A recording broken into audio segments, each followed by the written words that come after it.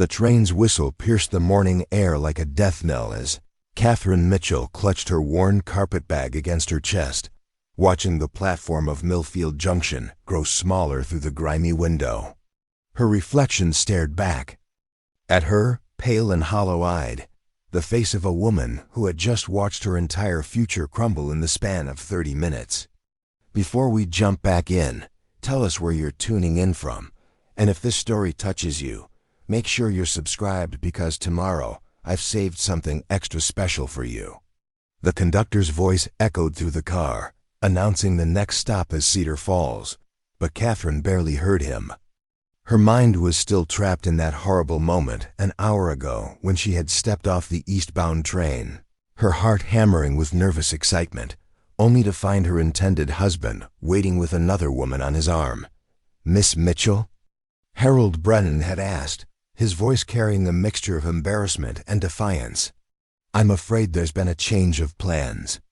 The woman beside him, a pretty blonde with calculating eyes, had smiled with smug satisfaction as Harold explained that he had reconsidered their arrangement.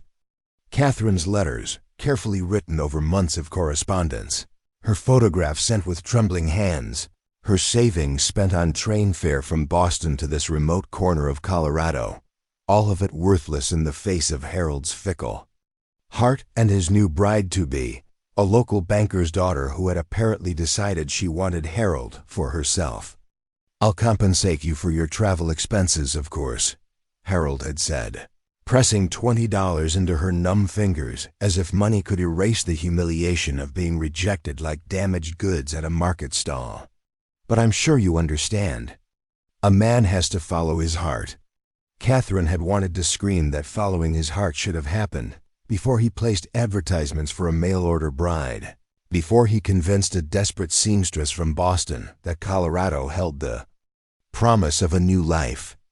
Instead, she had stood there speechless while Harold and his smirking fiancé walked away, leaving her stranded 300 miles from home with nowhere to go and no means to return. Now the train carried her deeper into unfamiliar territory, each mile taking her further from any hope of returning to Boston.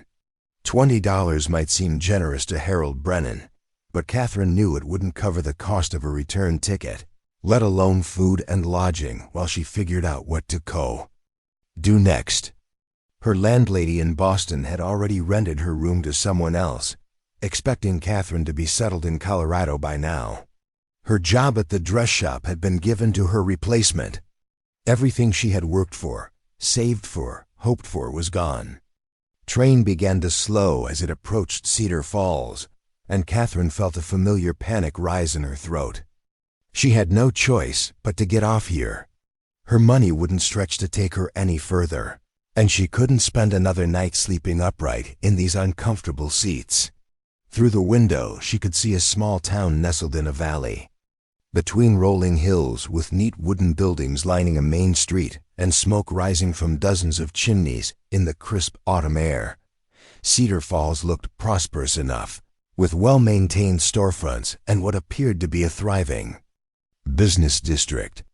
Perhaps she could find work here, at least temporarily, while she figured out her next move. Catherine had skills. She was an excellent seamstress, could cook and clean, and had managed her late father's household accounts for years before. His death had left her alone in the world.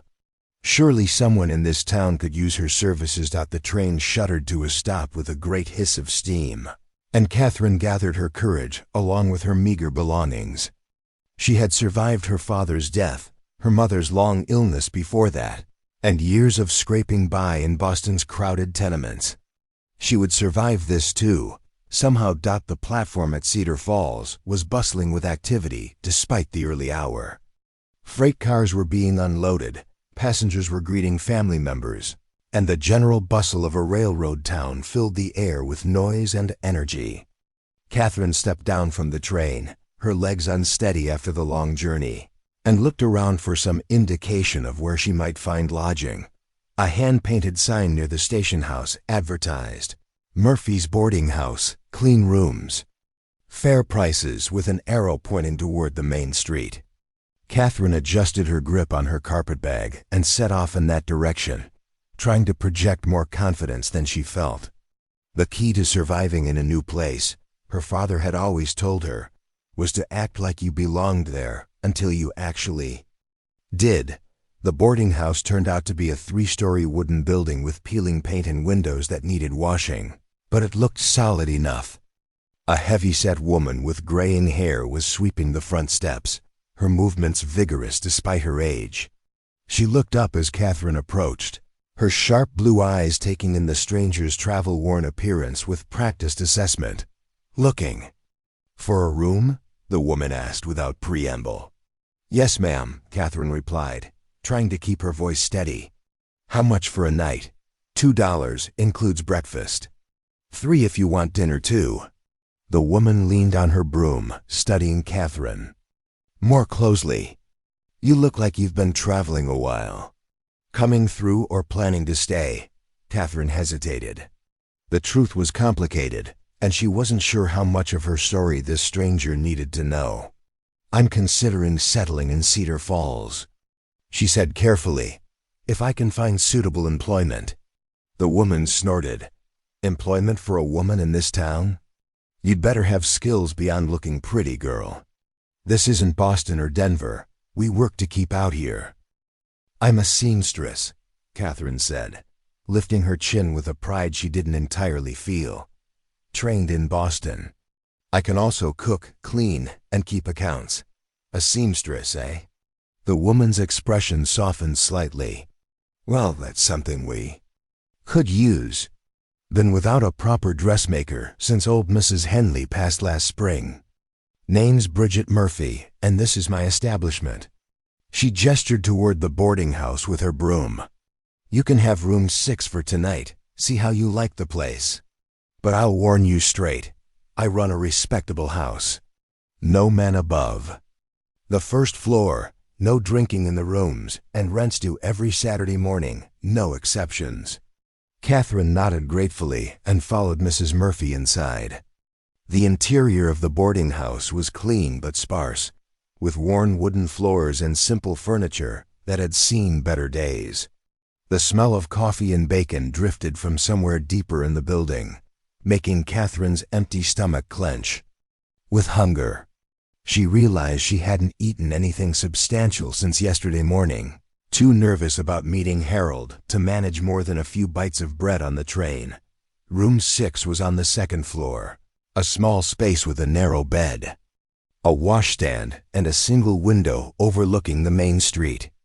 It wasn't much, but it was clean and private, and after the uncertainty of the past 24 hours, it felt like a sanctuary. Catherine set down her carpetbag and sank onto the bed, finally allowing herself to feel the full weight of her exhaustion. 3 weeks later, Catherine had established a routine in Cedar Falls that kept her busy from dawn to dusk. Mrs. Murphy had introduced her to several local women who needed alterations and mending done, and word of her skill with a needle had spread quickly through the small community.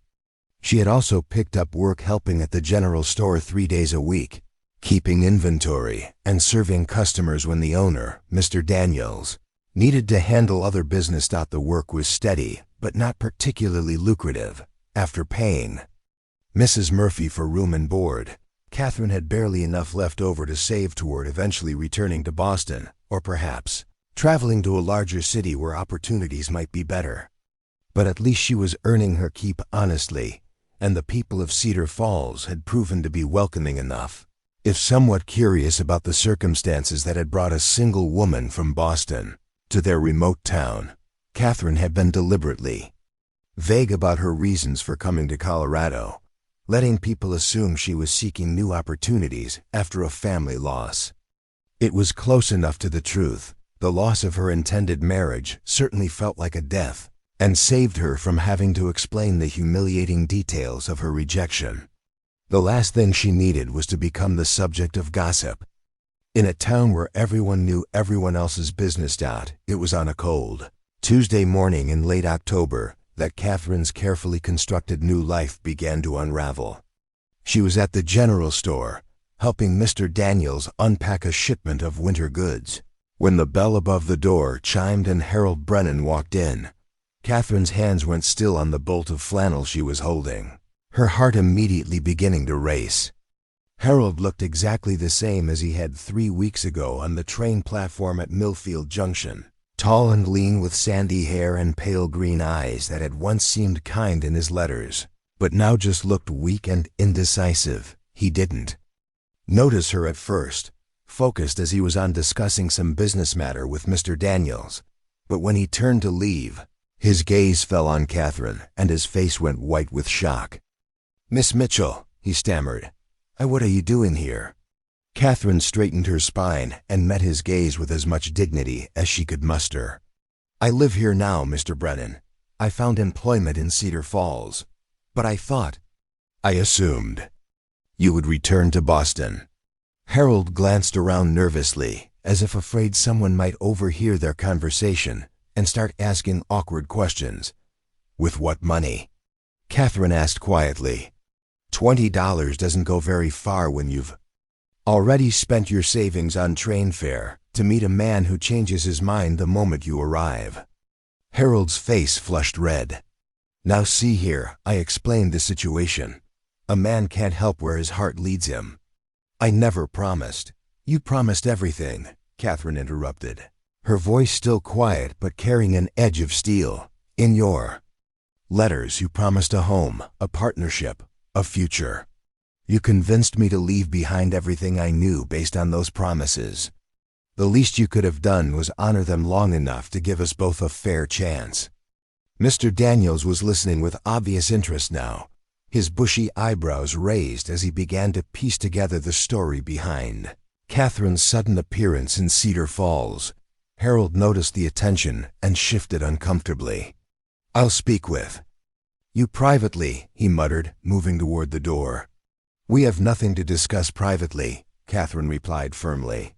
"You made your choice quite publicly. I suggest you live with it the same way." Harold's jaw tightened with anger.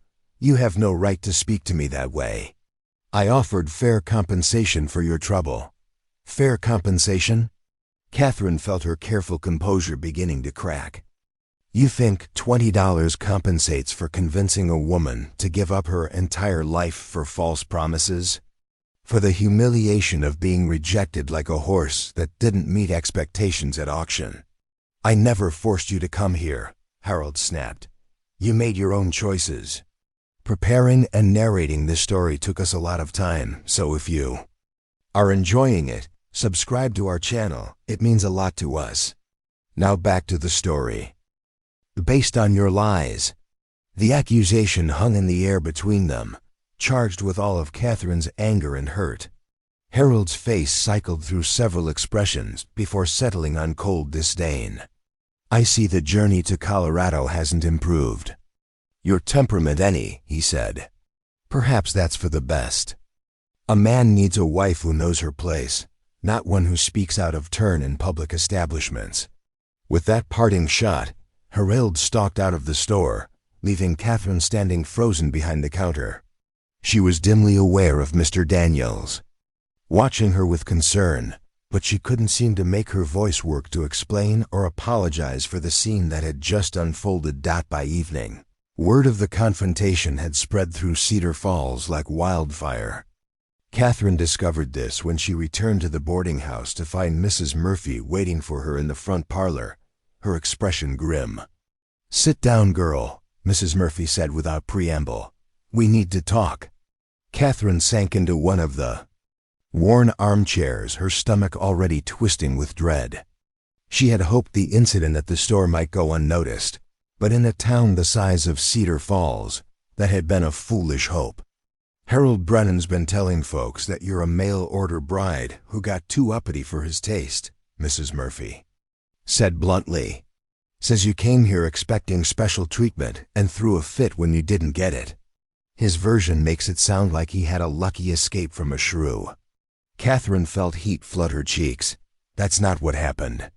"I figured as much. Harold's always been good at making himself look like the injured party when his own bad behavior comes home to roost. Mrs. Murphy's expression softened slightly. But the damage is done, Catherine. Half the town is looking at you sideways now, wondering what kind of woman gets herself rejected by a man who is desperate enough to advertise for a wife. What are you saying? I'm saying your reputation here just took a beating it might not recover from. People are funny about mail-order brides to begin with. Seems too desperate, too improper for respectable folks. Add in a story about you being difficult and demanding, and you've got an uphill battle ahead of you. Catherine stared at her hands, feeling the fragile security she had built in Cedar Falls crumbling around her. Mrs. Daniels mentioned that several people have already canceled their sewing orders. Says their husbands don't want them associating with a woman of questionable character. Mrs. Murphy nodded grimly. It'll get worse before it gets better. This is a small town, Catherine. People talk, and once a story gets established, it's hard to change minds. What should I do? Catherine asked, hating how small and lost her voice sounded. Well, you've got a few choices. You could try to write it out, hope people's memories fade, and something else comes along to occupy their attention. You could move onto another town, start fresh somewhere else, or ... Mrs. Murphy hesitated. Or what? Or you could find yourself a protector. A man whose word carries weight in this community. Someone who could vouch for your character and shut down the gossip. Catherine looked up sharply. I'm not looking for another husband, Mrs. Murphy. One humiliation was quite enough. I'm not talking about marriage necessarily. I'm talking about finding work with a respectable family, someone who could provide you with both employment and protection from idle tongues. There are a few possibilities, but... She trailed off, looking uncertain. But what? Well, there's the Hartwell place. Thomas Hartwell lost his wife 2 years ago, struggling to manage his farm and raise his 3 children alone. He could probably use household help, and his reputation in this community is solid as granite. But he's not an easy man to approach. Keeps to himself mostly, doesn't come to town except when he has to. Catherine felt a flicker of hope. Honest work with a respectable family sounded infinitely better than trying to rebuild her reputation while living under the cloud of Harold Brennan's lies. What makes him difficult to approach? He's particular about his privacy. Doesn't trust easily, especially when it comes to strangers around his children. And he's not one for charity cases. If you went to him looking for work, you'd need to convince him you could earn your keep and then some. I can work, Catherine said firmly. I'm not afraid of hard work. Mrs. Murphy studied her for a long moment. The farm's about 5 miles north of town. Big white house with green shutters, can't miss it. But Catherine ... quotes, she paused. If Thomas Hartwell turns you away, you'll be in a worse position than you are now. Word will get around that even a desperate widower wouldn't have you. You sure you want to take that risk? Catherine thought about her dwindling savings, her canceled sewing orders, and the whispers that followed her down the street now. She thought about Harold Brennan's smug face and his lies spreading through Cedar Falls like poison. Most of all, she thought about the choice between fighting for a chance at dignity or accepting defeat. I'm sure, she said the next morning. Dawned gray and cold, with the promise of the first snow of the season heavy in the air. Catherine packed her few belongings into her carpet bag, paid Mrs. Murphy for her final week at the boarding house, and set out for the Hartwell farm with her heart hammering against her ribs. The walk took her nearly 2 hours, following a dirt road that wound through rolling hills dotted with farms and pastures. The countryside was beautiful in its autumn starkness, with golden stubble in the harvested fields and trees painted in shades of amber and rust. Under other circumstances, Catherine might have enjoyed the peaceful walk, but anxiety about the conversation ahead made it impossible to appreciate the scenery. The Hartwell farm was indeed unmistakable, a large white house with green shutters sitting on a rise, overlooking a substantial spread of farmland. Catherine could see outbuildings scattered around the property, a barn, A chicken coop, what looked like a workshop, and several other structures whose purposes she couldn't identify from a distance. Smoke rose from the house's chimney, and she could hear the sound of children's voices carried on the wind. Catherine paused at the gate, gathering her courage. Everything Mrs. Murphy had told her about Thomas Hartwell suggested he was not a man who made decisions lightly or changed his mind easily. She would have one chance to convince him that she was worth the risk of hiring, one opportunity to present herself as the solution to problems she could only guess at. She smoothed her skirts, adjusted her bonnet, and walked up the path to the front door with as much confidence as she could muster. The children's voices were clearer now, at least 2 different speakers, possibly 3, engaged in what sounded like an argument about chores. Catherine raised her hand to knock, then hesitated as she caught a glimpse of movement through the kitchen window. A man's figure moved across her line of sight, tall and broad-shouldered, carrying what looked like a bucket of water. Even from this brief glance, Catherine could see the weariness in his posture, the slightly hunched shoulders of someone carrying too many burdens alone. The sight made something twist in her chest, recognition perhaps of the particular exhaustion that came from trying to manage more responsibilities than any one person should bear. Before she could lose her nerve, Catherine knocked firmly on the door. The children's voices immediately went quiet, and she heard heavy footsteps approaching. The door opened to reveal a man in his early 30s with dark hair, serious gray eyes, and the weathered complexion of someone who spent his days working outdoors. His clothes were clean but showed signs of hard use, and there were lines around his eyes that spoke of worry and sleepless nights. Thomas Hartwell looked at Catherine with the cautious expression of a man who had learned to be suspicious of unexpected visitors. His gaze took in her travel-worn dress, her carpet bag, and the determined set of her shoulders, and his frown deepened. "Mr. Hartwell," Catherine said, forcing her voice to remain steady. "My name is Catherine Mitchell. I'd like to speak with you about employment, if you have a moment." Thomas's expression didn't change. "What kind of employment?" "Household help. Cooking, cleaning, watching the children if needed. I understand you're managing the farm alone, and I thought perhaps you could use assistance with domestic duties." "You thought wrong," Thomas said bluntly. "I'm not looking to hire anyone. Good day, Miss Mitchell." He started to close the door, but Catherine stepped forward quickly. "Please, Mr. Hartwell, just 5 minutes of your time. I know you don't know me, but I can provide references for my work, and I'm willing to work for room and board alone until you're satisfied with my abilities." Thomas paused, his hand still on the door. "Room and board? What's your situation, Miss Mitchell? Why are you looking for live-in work?" Catherine took a deep breath. This was the moment of truth. She could try to spin some acceptable story about seeking new opportunities, or she could trust him with the truth and hope his sense of fairness outweighed his suspicion. "I came to Colorado as a mail-order bride," she said quietly. "The man who advertised for a wife changed his mind when I arrived. I've been working in Cedar Falls, but my situation there has become difficult. I need a fresh start, Mr. Hartwell, and I'm willing to work harder than anyone you've ever hired to earn it." Thomas studied her face for a long moment, his gray eyes searching for signs of deception or desperation that might make her unreliable. Catherine met his gaze steadily, letting him see the determination beneath her obvious vulnerability.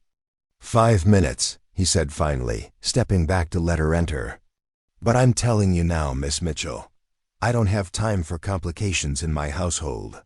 If you're running from trouble, I need to know about it before I even consider your proposal." Thomas Hartwell's kitchen was larger than Catherine had expected, with a massive wood-burning stove dominating one wall and shelves lined with mason jars and crockery. The room showed signs of a household running without a woman's touch. Dishes stacked haphazardly, flour dusting the counter, and a general air of functional chaos that spoke of meals prepared in haste by someone whose skills lay elsewhere. 3 Children peered at Catherine from the doorway, leading to what she assumed was the main house. The oldest appeared to be about 10, a serious-faced boy with his father's dark hair and cautious gray eyes. Beside him stood a girl of perhaps 7 or 8, her blonde hair braided but coming loose, her dress clean but wrinkled. The youngest, a boy who couldn't be more than 5, clung to his sister's skirt and regarded Catherine with wide blue eyes. "Children, go finish your morning chores," Thomas said without turning around. "Miss Mitchell and I have business to discuss." The oldest boy hesitated. "Pa, should we?" "Now, Daniel." Thomas's voice carried quiet authority that brooked no argument. The children disappeared, though Catherine could hear their whispered conversation echoing from the next room. Thomas pulled out a chair at the kitchen table and gestured for Catherine to sit. He remained standing, arms crossed, studying her with the same careful attention he might give to a horse he was considering purchasing. The silence stretched between them, broken only by the crackling of wood in the stove and the distant sounds of the children moving through the house. "Tell me about this trouble in Cedar Falls," Thomas said finally. Catherine had rehearsed this conversation during her long walk, but sitting in his kitchen under his steady gaze, her prepared words seemed inadequate. She decided on directness. "Harold Brennan, the man who was supposed to marry me, has been spreading lies about my character. He's told people I was demanding and difficult, that he was fortunate to escape marriage to me. Several women have canceled their sewing orders because their husbands don't want them associating with someone of questionable reputation. And what's the truth? The truth is that Harold met someone else after placing his advertisement for a bride. A local banker's daughter decided she wanted him, so he rejected me the moment I stepped off the train. Rather than admit he'd behaved dishonorably, he's chosen to make me the villain in his story." Thomas absorbed this information without visible reaction. "Why didn't you return to Boston immediately?" "Because I spent my savings on the train fare to meet him. The $20 he gave me as compensation wasn't enough to get home, let alone support myself once I arrived. I had already given up my room and my job, expecting to be married by now. So you decided to make a life in Cedar Falls." "I tried." 2. For 3 weeks, I worked as a seamstress and helped at the general store. I was managing to support myself until Harold came to town and decided to protect his reputation at the expense of mine. Thomas walked to the window and looked out at his fields, his hands clasped behind his back. Catherine waited, trying to read his posture for some indication of his thoughts. The kitchen felt warm from the stove, but she shivered anyway, knowing that her future hung on whatever decision this stern-faced man was making. "I have 3 children," Thomas said without turning around. "Daniel is 10, Sarah is 8, and little Michael just turned 5. They've been without a mother for 2 years, and they've had to grow up faster than children should. Daniel tries to be the man of the house when I'm in the fields. Sarah attempts to manage the cooking and cleaning. Michael ... double quotes. He paused. Michael still asks when Mama is coming home." Catherine felt her throat tighten at the pain in his voice. "I'm sorry for your loss. My wife, Anna, died giving birth to what would have been our 4th child. We lost them both." Thomas turned back to face Catherine, his expression carefully controlled. "I tell you this so you understand what you'd be walking into. This isn't a household looking for convenience or luxury. These children need stability, consistency, and someone who won't disappear when things get difficult. I understand. Do you?" Thomas's gray eyes were intense. "Because caring for 3 grieving children while managing a farmhouse is harder work than anything you've likely done before. The days start before dawn and end well after dark. There's cooking for 4 people 3 times a day, washing and mending clothes, cleaning, preserving food for winter, tending the kitchen garden, and a dozen other tasks that never end. And that's assuming nothing goes wrong. Sick children, injured animals, unexpected visitors, emergency repairs." Catherine straightened her shoulders. Mr. Hartwell, I've been managing households since I was 12 years old. When my mother became ill, I took over all the domestic duties while also caring for her. After she died, I kept house for my father and took in sewing to help with expenses. I'm not afraid of hard work, and I don't abandon responsibilities. Thomas studied her for another long moment. What references can you provide? Mrs. Murphy at the boarding house can speak to my character and work habits. Mr. Daniels at the general store can attest to my reliability and honesty. In Boston, I worked for Mrs. Elizabeth Worthington for 3 years. She's the owner of Worthington's Fine Dresses on Beacon Street. I can provide you with her address if you'd like to write to her. That won't be necessary. Thomas pulled out the chair across from her and sat down. What would you expect in terms of wages? Catherine had anticipated this question and had decided on a strategy that might distinguish her from other potential applicants. I don't expect wages initially. Room and board while I prove my worth to you. After a month, if you're satisfied with my work, we can discuss fair compensation. Thomas's eyebrows rose slightly. That's generous to the point of desperation, Miss Mitchell. What guarantee do I have that you won't simply disappear once you've saved enough money to leave? None, Catherine said honestly.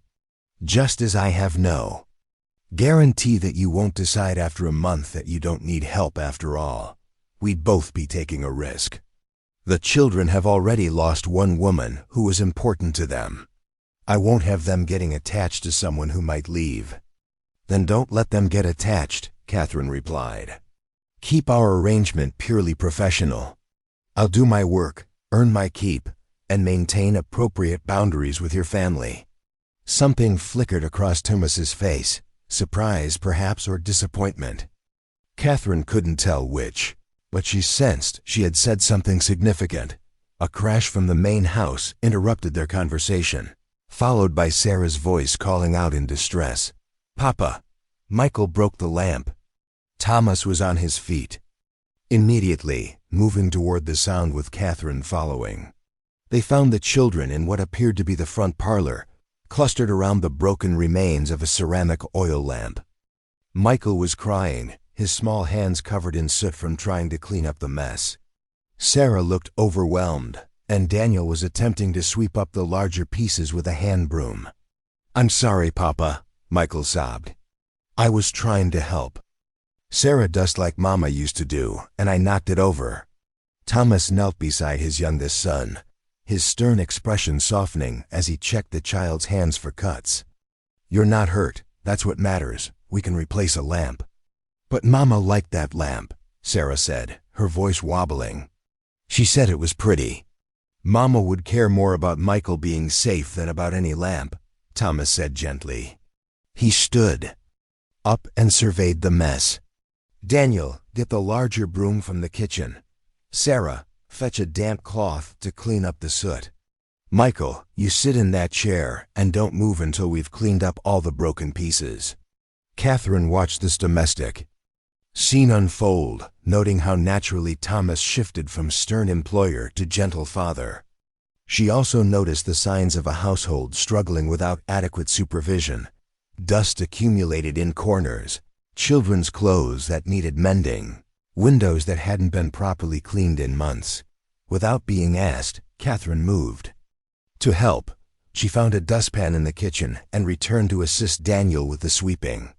Together, they carefully collected every shard of ceramic while Thomas wiped the soot from Michael's hands and face. The wick is still good, Catherine observed, examining the lamp's mechanism. If you have another glass chimney that fits, the lamp can be repaired. There might be one in the storage room, Thomas said. Anna kept spare parts for most of the household items. As they finished cleaning, Catherine found herself naturally organizing the other items on the parlor's side table, straightening the lace doily and arranging the remaining decorative pieces in a more pleasing pattern. It was an automatic gesture, the kind of attention to detail that had made her valuable to her previous employers.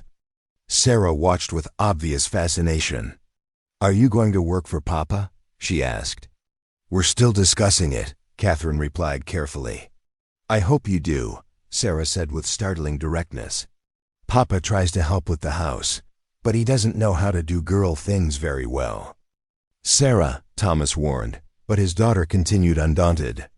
Like braiding hair and mending lace and making biscuits that don't burn on the bottom. And Michael misses having someone read to him at bedtime because Papa's too tired after working in the fields all day. That's enough, Sarah, Thomas said firmly. Go help Daniel put the cleaning supplies away. When the children had left the room, Thomas turned to Catherine with an expression that mixed embarrassment with resignation.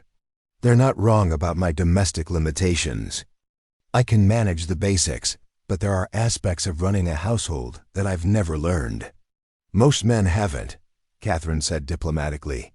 Managing a farm is a full-time occupation. It's unreasonable to expect you to also excel at traditionally feminine skills. The question is whether you're prepared to take on those responsibilities, knowing that 3 children will be watching your every move and judging whether you measure up to their mother's memory. Catherine considered this challenge. She had dealt with demanding employers before, but competing with the idealized memory of a beloved wife and mother presented unique difficulties. Anna Hartwell had clearly been deeply loved, and any woman who followed her would inevitably be found wanting in some respects. I can't replace their mother, Catherine said quietly. I wouldn't try to. But I can provide stability, care, and competence. If that's enough for your family's needs, then I believe we can make this arrangement work. Thomas was quiet for several minutes, apparently weighing her words against his family's requirements. Catherine used the silence to study the parlor, more closely, noting details that revealed both the family's previous prosperity and their current struggles. Good furniture showing signs of neglect, expensive curtains that needed cleaning, family photographs arranged on surfaces that hadn't been properly dusted in weeks. There would be conditions, Thomas said finally. Of course. First, this arrangement is temporary until I can find a more permanent solution. I won't have the children thinking of you as a replacement mother only to lose you when something better comes along. Catherine nodded, ignoring the sting of being characterized as a temporary convenience. Second, your responsibilities are limited to household management and child supervision when I'm working. I don't expect you to work in the fields or handle livestock. Understood.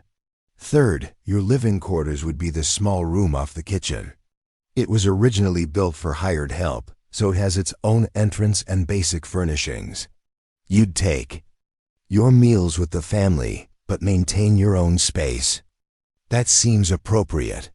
Thomas stood up and walked to the window again, his internal debate clearly ongoing. Catherine waited, trying to project patience while her nerves stretched taut with anxiety.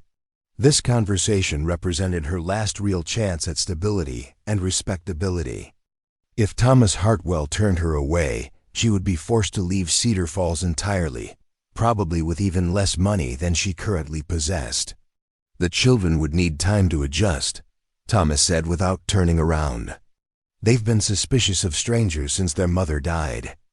Daniel especially has appointed himself the family's protector. I would expect them to be cautious. I'll earn their trust gradually, and if they don't accept you, if this arrangement creates more problems than it solves. Catherine took a deep breath. Then we end it, and I move on. No one benefits from forcing a situation that isn't working. Thomas finally turned back to face her. When could you start? The question caught Catherine off guard. She had been so focused on convincing him to give her a chance that she hadn't quite processed the possibility that he might actually agree. Immediately, she said, I have my belongings with me, and there's nothing keeping me in Cedar Falls. Very well. Thomas's tone was brisk, businesslike. We'll try this arrangement for 1 month. You'll have the room off the kitchen, take your meals with the family, and handle all domestic responsibilities. If, at the end of 30 days, we're both satisfied with the situation, we'll discuss terms for a longer commitment. Catherine felt a wave of relief so intense it made her dizzy. "Thank you, Mr. Hartwell. I won't disappoint you." "See that you don't." Thomas's expression remained serious. "I'll show you to your room and introduce you properly to the children. Then we'll discuss the household routine and your specific duties." The room off the kitchen was small but comfortable, with a narrow bed, a chest of drawers, a washstand, and a single window that looked out toward the barn. It was Spartan compared to her room at the boarding house, but it was private and clean, and most importantly, it represented security for at least the next month. Catherine set her carpetbag on the bed and took a moment to absorb the reality of her situation.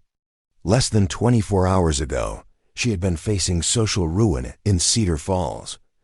Now she was standing in her own room on a prosperous farm, employed by a man who seemed fair if stern, with the opportunity to prove herself worthy of a permanent position. The sound of children's voices from the kitchen reminded her that her real challenges were just beginning. 3 grieving children, a household that had been without a woman's management for 2 years, and an employer who clearly expected competence. Without emotional complications, these were the realities she would need to navigate successfully. Thomas appeared in her doorway. "Are you ready to meet your new responsibilities?" Catherine smoothed her skirts, straightened her shoulders, and followed him back to the kitchen where Daniel, Sarah, and Michael waited with expressions ranging from curious to skeptical. This was the moment when her new life would truly begin, when she would discover whether her determination and skills were sufficient to build the stable future she desperately needed. "Children," Thomas said formally, "this is Miss Catherine Mitchell. She'll be helping manage the household for the next month.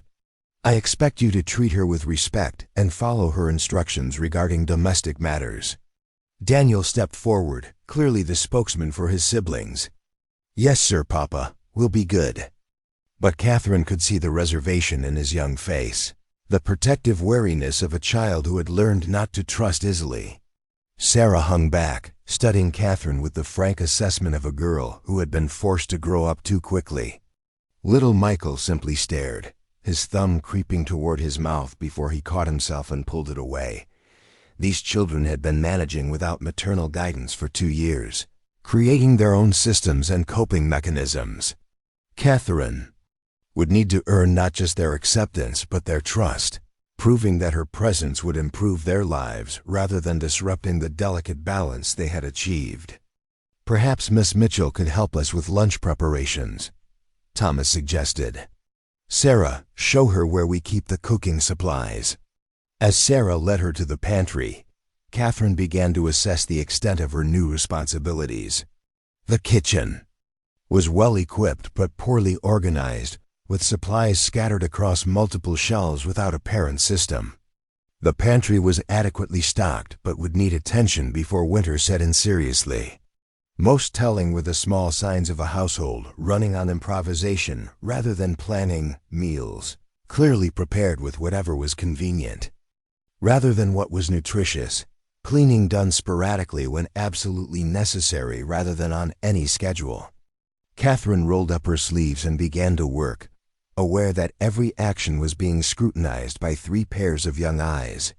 Her first day at the Hartwell farm had begun, and with it, her chance to build the stable, respectable life that had seemed so impossible just that morning.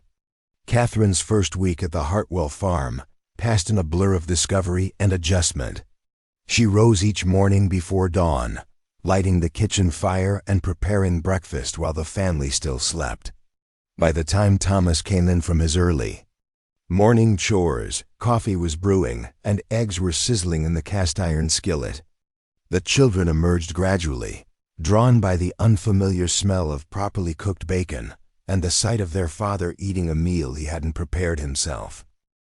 Daniel remained the most cautious of the 3 children, watching Catherine's every move with suspicious eyes. He had appointed himself guardian of his siblings' emotional well-being, and Catherine could see him evaluating whether her presence represented help or threat. When she served him pancakes that were golden instead of burned around the edges, he ate them without comment, but with obvious surprise that Sarah proved more openly curious, hovering near Catherine as she worked and asking, Endless questions about cooking techniques, cleaning methods, and household organization.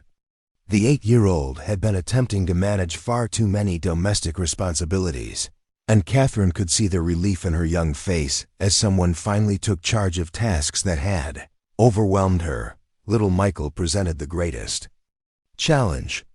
At 5 years old, he had the clearest memories of his mother and seemed to view Catherine's presence as both comfort and betrayal. He would sidle close when she was kneading bread or mending clothes, drawn by the maternal activities he remembered, then catch himself and retreat as if proximity to another woman dishonored his mother's memory. Thomas maintained polite distance, treating Catherine with the same courtesy he might show any hired employee. He asked about mealtimes, discussed household supply needs, and acknowledged her work with brief nods of approval, but he carefully avoided any interaction that might be interpreted as personal interest.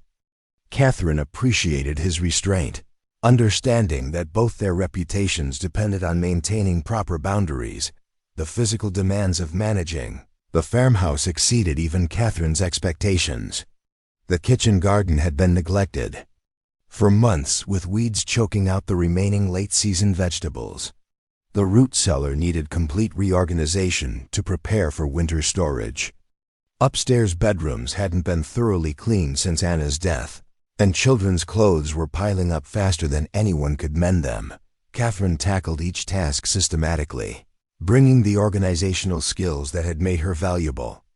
In Boston, she created schedules for weekly cleaning, established systems for meal planning, and began teaching Sarah age-appropriate domestic skills that would serve the girl well as she grew older.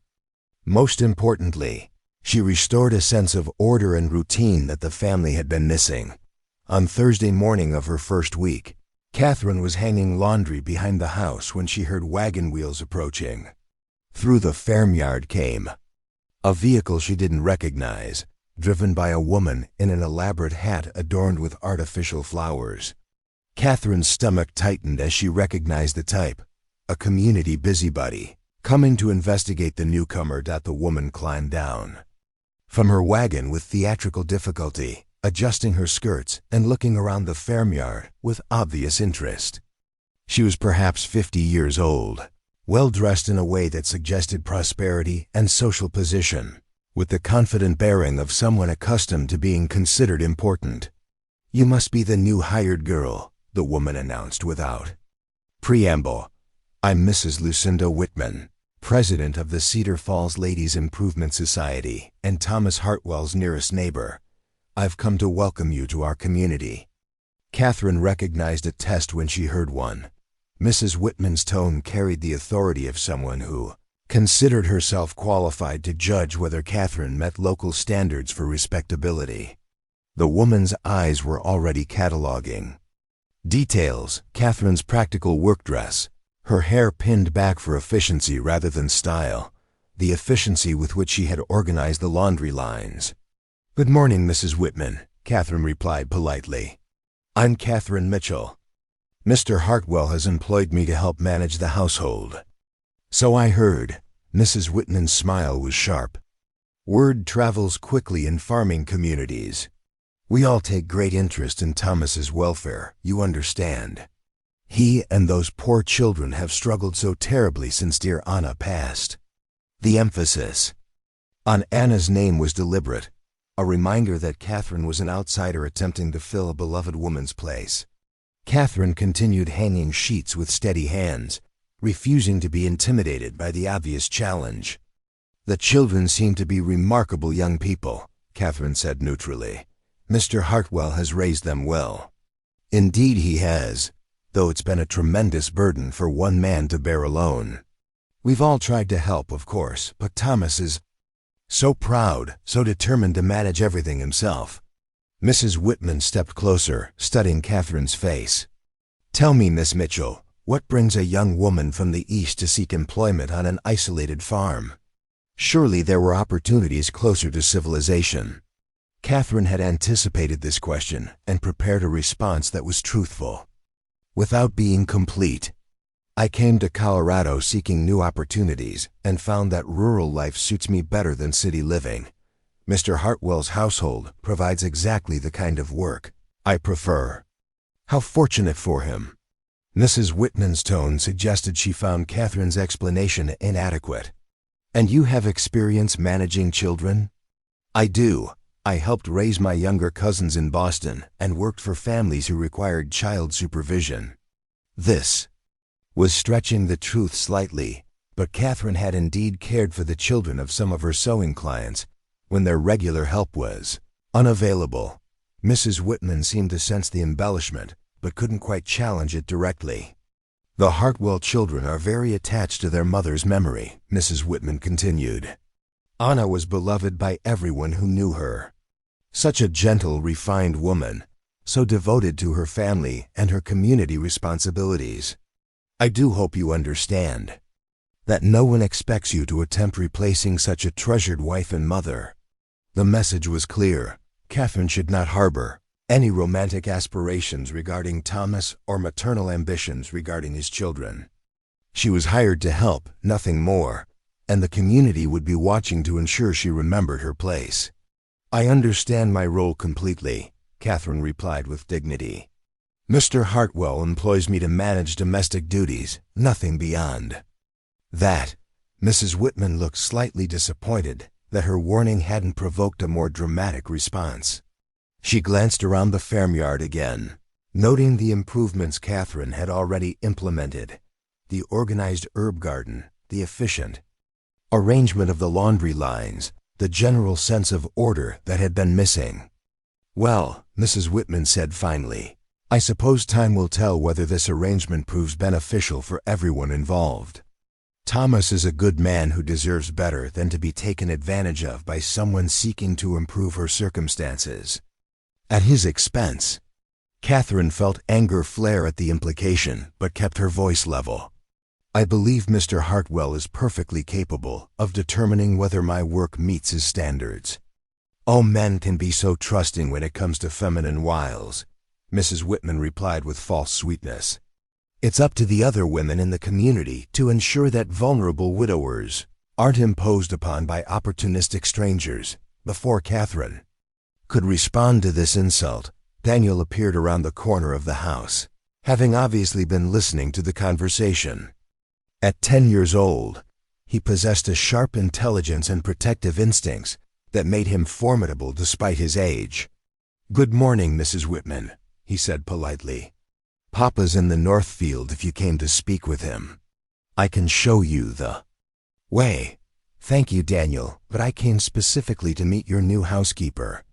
Mrs. Whitman's tone softened when addressing the child. How are you adjusting to having help with domestic matters? Daniel glanced at Catherine, and she saw him make a deliberate choice about whose side to take in this subtle battle. Miss Mitchell makes excellent biscuits, he said clearly. And she's teaching Sarah proper needlework techniques. We're very fortunate Papa found someone so skilled. Mrs. Whitman's eyebrows rose at this unexpected endorsement. Catherine felt a surge of gratitude toward the serious-faced boy, who had just publicly supported her despite his initial reservations. How lovely, Mrs. Whitman said with obvious disappointment. Well, I should let you return to your duties, Miss Mitchell.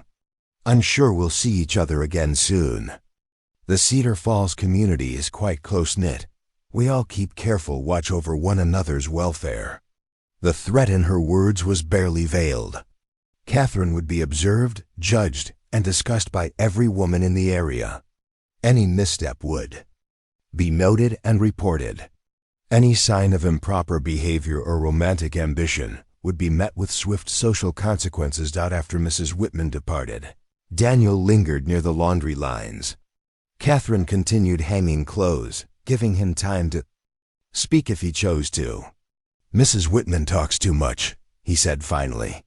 She seems concerned about your family's welfare, Catherine replied diplomatically.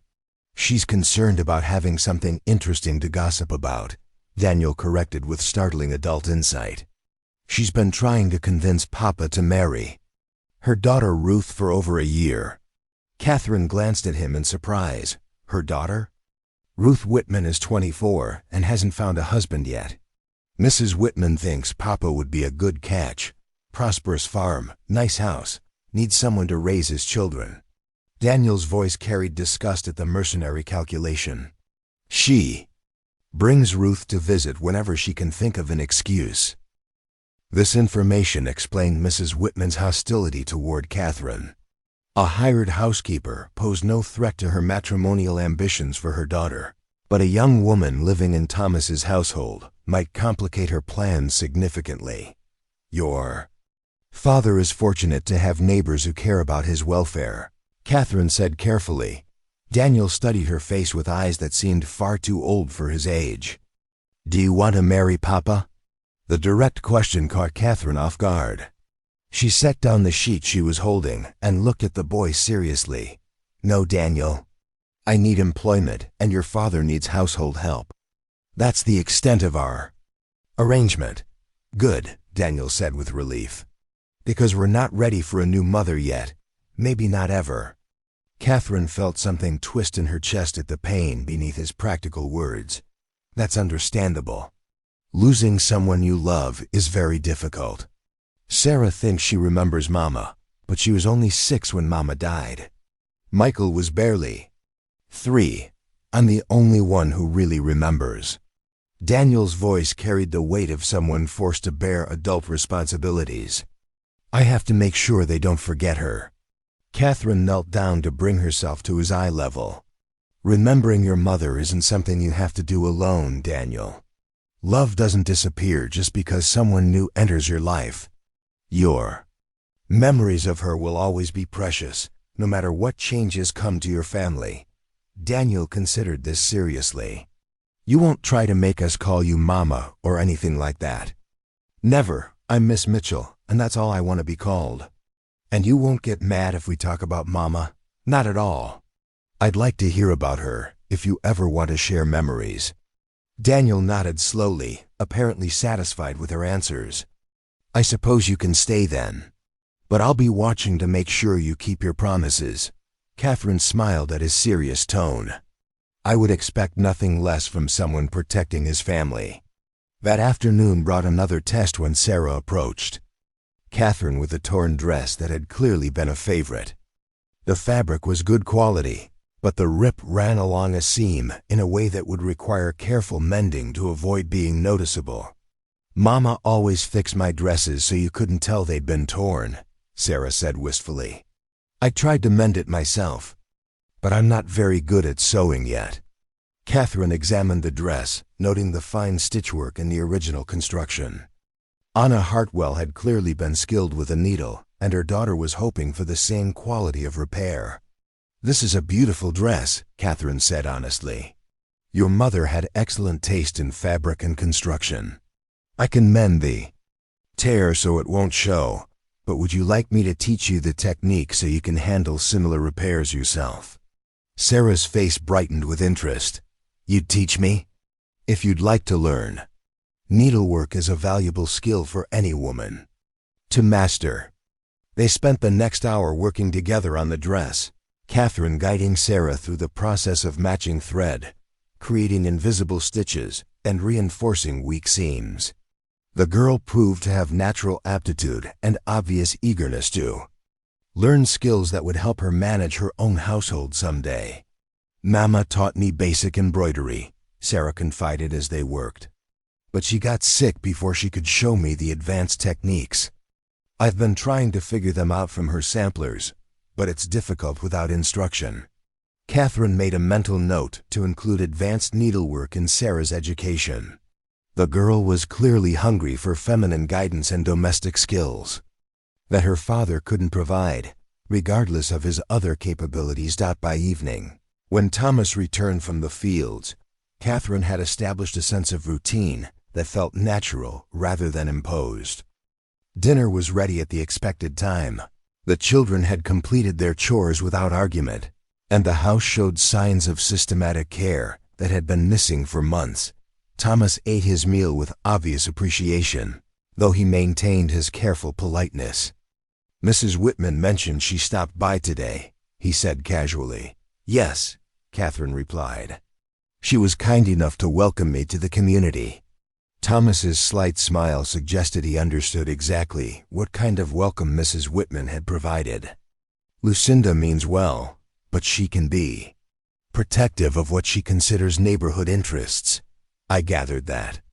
Pay no attention to any suggestions she might make about what's appropriate for your position here. I'll determine whether your work meets my standards." The quiet support in his words warmed Catherine more than she cared to admit. Thomas Hartwell was proving to be a fair employer who wouldn't allow community gossip to influence his judgment of her performance. After dinner, as Catherine cleaned the kitchen and prepared for the next day's meals, she reflected on the progress she had made. In just 1 week, the children were beginning to trust her, the household was running more smoothly, and even potential community opposition had been managed successfully. Little Michael had started lingering in the kitchen while she worked, not quite ready to interact but clearly drawn to the maternal activities he missed. Sarah was openly enthusiastic about learning domestic skills and having another woman to talk to about feminine concerns. Most surprisingly, Daniel had appointed himself her protector against community criticism, recognizing that her success benefited his entire family. Thomas remained the greatest unknown in her equation.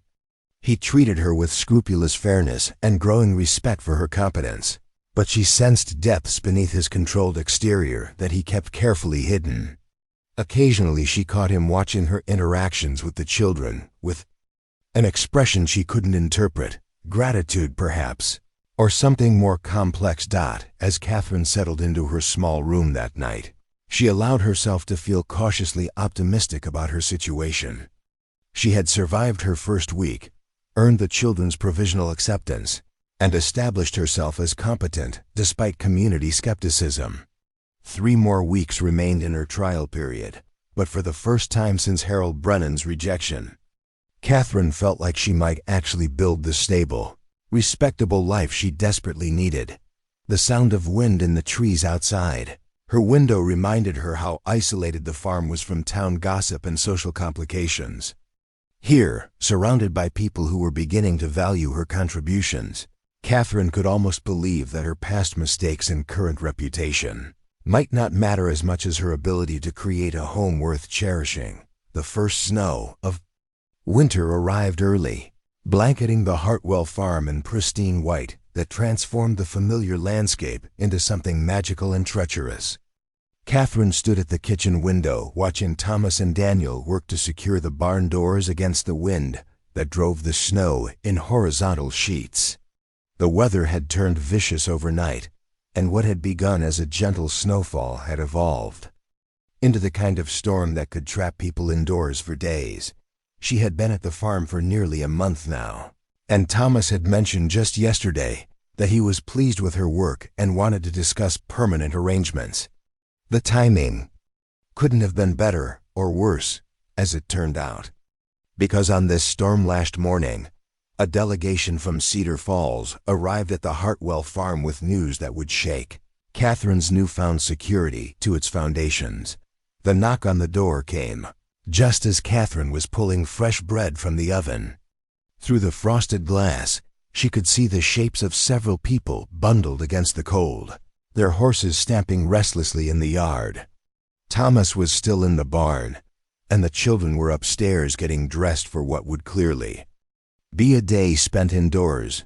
Catherine wiped her hands on her apron and opened the door to find Reverend Marcus Webb, flanked by 3 other men she recognized from her brief time in Cedar Falls. Behind them stood Mrs. Whitman, her face set in lines of grim determination that suggested this was not a social call.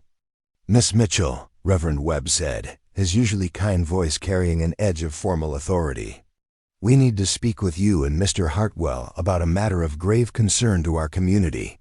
"Of course, Reverend. Please come in out of the cold." Catherine stepped back to allow them entry, her mind racing through possible reasons for this unexpected visit. "Mr. Hartwell is securing the barn, but he should be back momentarily." The delegation entered the kitchen, brushing snow from their coats and stamping their feet. Catherine recognized Dr. James Morrison, the town's physician and a man whose opinion carried considerable weight in local affairs. Beside him stood Judge Franklin Hayes, whose presence suggested that whatever had brought them here involved legal matters. The third man was Sheriff Robert Coleman, a fact that made Catherine's stomach clench with sudden apprehension. "Perhaps we should wait for Mr. Hartwell before beginning our discussion," Judge Hayes suggested, his formal tone confirming Catherine's growing fear that this visit spelled trouble. As if summoned by the judge's words, Thomas appeared in the doorway, snow still clinging to his dark coat. His gray eyes took in the assembled group with the sharp assessment of a man who had learned to recognize potential threats to his family's welfare. "Gentlemen, Mrs. Whitman," Thomas said, nodding to each in turn. "This is quite a delegation to venture out in such weather. What brings you to my farm?" Reverend Webb cleared his throat, clearly uncomfortable with his role as spokesman. "Thomas, we've come to know about Miss Mitchell's situation here. Certain information has come to light that requires immediate attention." "What information?" Thomas's voice remained calm, but Catherine could see the tension in his shoulders. Judge Hayes pulled a folded document from his coat pocket. "We've received a formal complaint regarding the moral character of your household employee. The complaint alleges that Miss Mitchell has misrepresented her background and that her continued presence here poses a threat to the welfare of your children." Catherine felt the blood drain from her face. "A complaint from whom?" "That's not immediately relevant," Dr. Morrison interjected. "What matters is that serious allegations have been made, and as concerned members of this community, we have a responsibility to investigate them." Thomas stepped closer to Catherine, his presence offering silent support. "What specific allegations?" Sheriff Coleman consulted his own set of papers. "The complaint states that Miss Mitchell was not merely rejected by Harold Brennan as unsuitable for marriage, but that she was dismissed for theft and inappropriate conduct. It further alleges that she has been living in your house under false pretenses, and that her behavior with your children has been improper." The accusations hit Catherine like physical blows. Each word was a deliberate distortion of the truth, calculated to destroy not just her reputation, but her ability to earn an honest living anywhere in the territory. "Those allegations are completely false," she said, her voice steady despite the trembling in her hands. "So you deny stealing money from Harold Brennan?" Judge Hayes asked. "I never stole anything from anyone in my life," Catherine replied firmly. "Mr. Brennan gave me $20 as compensation for my travel expenses. I have witnesses to that transaction." "And you deny improper conduct regarding the Hartwell children?" Thomas stepped forward, his voice carrying that dangerous quiet. "Judge Hayes, I strongly suggest you be very careful about the accusations you repeat in my house. Miss Mitchell's conduct with my children has been exemplary in every respect." Mrs. Whitman spoke for the first time. "Thomas, I understand your loyalty to your employee, but you must consider that you may not have observed everything that occurs when you're working in the fields. I consider that an insulting suggestion about both Miss Mitchell's character and my judgment as a father." Thomas replied coldly. The tension in the kitchen was thick enough to cut. Catherine could hear the children moving around upstairs, the voices carrying the carefree quality of young people, unaware that the foundation of their security was being challenged downstairs. Dr. Morrison attempted a more diplomatic approach. "Thomas, no one questions your judgment or Miss Mitchell's intentions, but these allegations must be investigated properly. The complaint requests that Miss Mitchell be removed from contact with children until the matter can be resolved through proper channels." "And what proper channels would those be?" Thomas asked. "A formal hearing before the territorial magistrate," Judge Hayes replied. "Miss Mitchell would have the opportunity to defend herself against these charges, and witnesses could be called to testify on her behalf." Catherine felt trapped in a nightmare. A formal hearing would require time, money for legal representation, and the cooperation of witnesses who might be reluctant to involve themselves in controversial proceedings. Even if she was eventually cleared of all charges, the process itself would destroy her reputation and make it impossible for her to find employment anywhere in the territory. "When would this hearing take place?" she asked quietly. "Such matters typically take several weeks to arrange," Sheriff Coleman said. "In the meantime, the complaint requests that you be removed from this household pending resolution." "Absolutely not," Thomas said firmly. "Miss Mitchell is employed here legally and appropriately. I won't have her turned out of her home based on unsubstantiated allegations from someone who lacks the courage to make accusations face to face." Reverend Webb looked genuinely pained by the conflict. "Thomas, I understand your position, but we must consider what's best for your children. If these allegations prove true, then I'm a poor judge of character and an incompetent father," Thomas interrupted. "But they won't prove true because they're lies, and I won't participate in destroying an innocent woman's life to satisfy someone's malicious gossip." The sound of footsteps on the stairs announced the children's arrival. Daniel appeared first, followed by Sarah and Michael, all of them clearly curious about the unusual gathering in their kitchen. Their presence changed the dynamic in the room, immediately reminding everyone that real children's welfare was at stake in this discussion. "Papa, who are all these people?" Michael asked, moving instinctively to Catherine's side. Thomas's expression softened as he looked at his youngest son. "They're visitors from town, Michael. They came to discuss some business matters." Judge Hayes watched this interaction with obvious interest, noting how naturally Michael sought Catherine's protection and how instinctively she placed a reassuring hand on his shoulder. Whatever improper conduct the complaint alleged, it clearly wasn't reflected in the child's behavior toward her. Dr. Morrison seemed to reach the same conclusion. "Thomas, perhaps we could speak privately about this matter. The children don't need to be involved in adult concerns." "The children are already involved," Thomas replied. "This is their home, and Miss Mitchell is part of their daily lives. Any decision about her employment affects them directly." Sarah stepped forward with the directness that characterized her personality. "Are you trying to make Miss Catherine go away?" The adults exchanged uncomfortable glances. Mrs. Whitman attempted to soften the situation. "Dear, sometimes adults have to make difficult decisions to protect children, even when the children don't understand why." "Protect us from what?" Daniel asked, his 10-year-old mind already grasping the implications of the adult conversation. Catherine found her voice. "Daniel, sometimes people disagree about what's best for a family. These gentlemen are concerned about whether I'm the right person to help care for you and your siblings. But you are the right person," Sarah said with fierce loyalty. "You take good care of us, and you're teaching me about Mama's garden, and you help Daniel with his arithmetic. And you read me stories," Michael added, pressing closer to Catherine's side.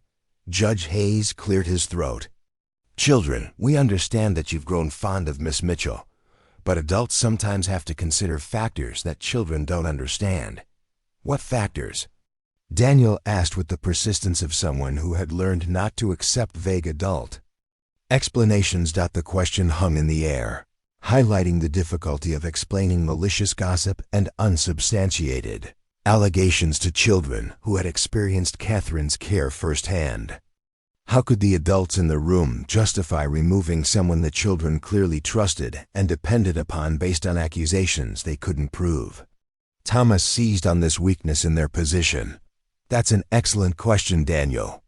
What factors exactly justify disrupting our family stability based on anonymous complaints?"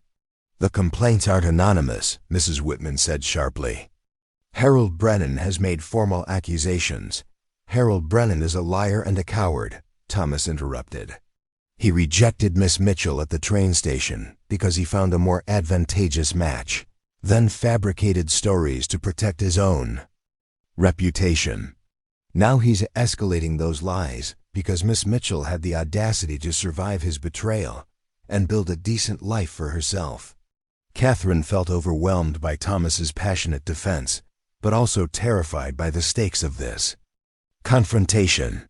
If these men decided to force the issue, they had the legal authority to remove her from the farm immediately. More importantly, if she became the center of a public scandal, the children would suffer regardless of the eventual outcome. "Perhaps," she said quietly, "I should remove myself from this situation voluntarily. If my presence is causing controversy, that affects the children." "No," Thomas said firmly. "Running away won't solve anything, Catherine. These people will simply find another target for their righteous indignation, and my children will lose someone they've come to depend upon." Dr. Morrison stepped forward, his medical training evident in his careful observation of the family dynamics. "Thomas, I can see that the children are genuinely attached to Miss Mitchell, and she appears to care deeply for them. But surely you understand our dilemma. If we ignore formal complaints about child welfare, we could be held responsible if anything improper actually occurred." "Then investigate properly," Thomas replied. "Don't just accept Harold Brennan's word as gospel. Talk to people who have actually observed Miss Mitchell's conduct. Mrs. Murphy at the boarding house, Mr. Daniels at the general store, Dr. Patterson who witnessed her handling of the incident with Billy Crawford's horse." Catherine looked up sharply. She hadn't known that Thomas was aware of the details of her time in Cedar Falls, but apparently he had made it his business to learn about her background. Sheriff Coleman consulted his papers again. The complaint specifically mentions that incident. Brennan alleges that Miss Mitchell deliberately caused the horse to bolt in order to create a situation where she could demonstrate her knowledge and gain attention. The accusation was so absurd that Catherine almost laughed.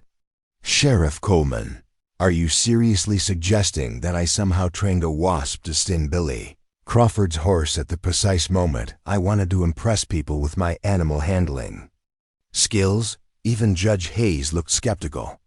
"That does seem rather far-fetched." Mrs. Whitman, however, wasn't ready to abandon her position. "Far-fetched or not, these allegations require proper investigation.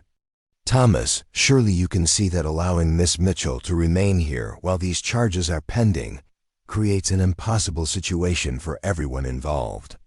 Before Thomas could respond, the kitchen door burst open and Mr. Henderson from the general store stumbled in, his face red from cold and exertion. Snow covered his coat and hat, suggesting he had ridden hard through the storm to reach the farm. "Thomas!" Henderson gasped, pausing to catch his breath. "I heard what was happening and came as fast as I could. This whole thing is a setup, and I can prove it." The assembled group turned to stare at the new arrival. Henderson pulled off his hat and shook the snow from it, his expression grim with purpose. "Harold Brennan came to my store yesterday asking questions about Miss Mitchell," Henderson continued. "Wanted to know about her work habits, her interactions with customers, whether I'd noticed anything suspicious about her behavior. When I told him she was one of the most reliable employees I'd ever had, he got angry and said I obviously didn't know what kind of woman I was defending."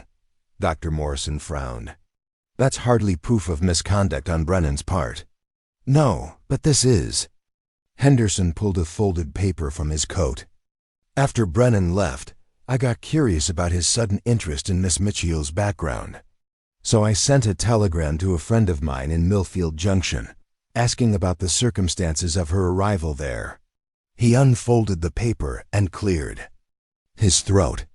"Turns out Harold Brennan was engaged to the banker's daughter before Miss Mitchell ever arrived in Colorado. The engagement was announced in the local newspaper 2 weeks before Miss Mitchell's train was scheduled to arrive. Brennan never intended to marry her. He used her as a convenient excuse to delay his wedding until his fiancée's father could arrange more favorable financial terms." The revelation hit the room like a thunderbolt. Catherine felt her knees go weak as the full extent of Harold's deception became clear. He hadn't simply changed his mind about marriage. He had deliberately used her as a pawn in his negotiations with his real intended bride's family. Thomas's face darkened with fury.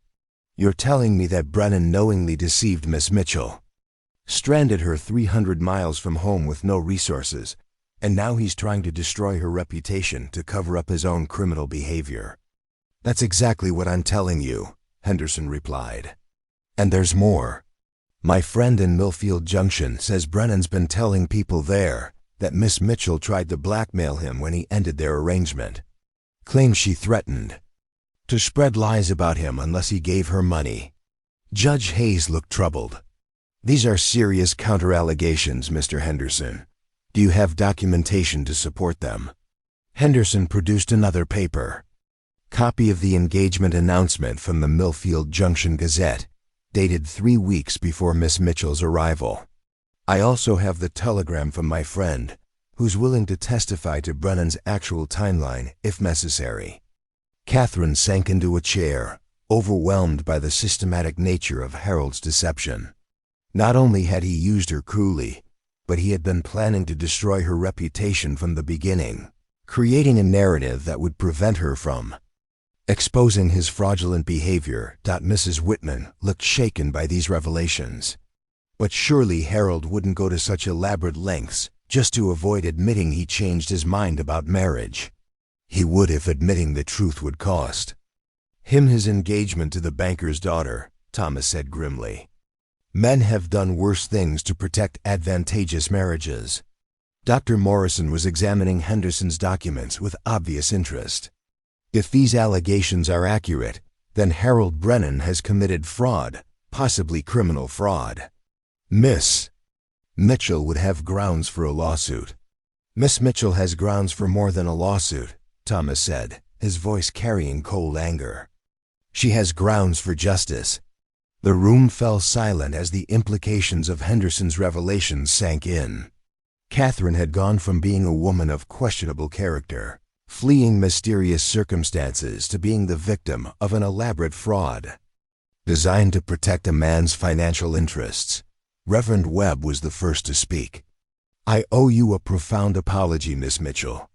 We came here prepared to judge you based on information that now appears to be deliberately falsified. As do I, Judge Hayes added. If Mr. Henderson's documentation proves accurate, then we've been participants in a campaign to victimize you. Twice over. Catherine looked around the room at the faces of people who had been prepared to destroy her life based on lies, now expressing regret and apology. She felt no satisfaction in their embarrassment, only exhaustion from the constant need to defend herself against accusations that shouldn't have been believed in the first place. What happens now? She asked quietly. Sheriff Coleman folded his papers and put them away. Now we investigate Harold Brennan instead of you. If he's committed fraud in this matter, he'll face appropriate consequences. Thomas moved to stand beside Catherine's chair. And Miss Mitchell remains exactly where she belongs, in this house, caring for my children as a valued member of this household. Mrs. Whitman looked genuinely chastened. Miss Mitchell, I fear I've allowed social prejudices to cloud my judgment. Your care for these children is obvious, and Thomas's trust in you is clearly well-founded. As the delegation prepared to leave, trudging back out into the storm that had brought them to the farm, Catherine felt emotionally drained by the morning's events. The immediate crisis had passed, but she understood now that her past would always be a weapon that could be used against her by anyone with sufficient malice and creativity. The children, who had witnessed the entire confrontation, gathered around her with the protective instincts of a family defending one of its own. Sarah took her hand, Daniel positioned himself like a guard at her shoulder, and Michael climbed into her lap with the unconscious trust of a child who had never doubted her place in his world. Thomas watched this tableau with an expression Catherine couldn't quite read. When he spoke, his voice was quiet but firm. Catherine, I want you to know that what happened here today changes nothing about your position in this household. You're not just an employee anymore, you're family. And family protects each other, no matter what lies people choose to spread. As the storm continued to rage outside, Catherine held Michael close and felt the warmth of belonging wash over her. Harold Brennan's final attempt to destroy her had failed, but more than that, it had revealed the depth of support she had found in this unlikely family. For the first time since stepping off that train in Colorado, Catherine Mitchell felt truly safe. Winter deepened around the Hartwell farm with a vengeance that tested every preparation Catherine and Thomas had made. The early storm that had brought the delegation from Cedar Falls proved to be merely the first of many, and by January, snowdrifts reached the windows of the first floor. The world outside became a frozen wilderness that isolated the farm from the outside world for weeks at a time. But inside the white-painted house with green shutters, something extraordinary was happening. The crisis with Harold Brennan's accusations had stripped away the last pretenses between Catherine and the Hartwell family. Thomas no longer maintained the careful distance of an employer. The children had stopped testing whether Catherine would truly stay, and Catherine herself had begun to think in terms of we and our rather than they and their. The change was most evident in the small intimacies of daily life. Thomas now lingered over morning coffee, discussing plans for spring planting and asking Catherine's opinion on decisions that affected the household. The children included her naturally in their games and conversations, seeking her advice on everything from schoolwork to sibling disputes. Most significantly, Catherine found herself making long-term plans that assumed her permanent place in this family's future. That it was this growing sense of belonging that made the letter, when it arrived with the first mail delivery in 3 weeks, so devastating. Catherine was kneading bread in the kitchen when Thomas returned from town, his face grim with more than just the cold. He carried mail, supplies, and news from the outside world that had been accumulating during the worst of the winter storms. The children clustered around him excitedly, eager for any connection to the broader community they had been cut off from. "Anything interesting, Papa?"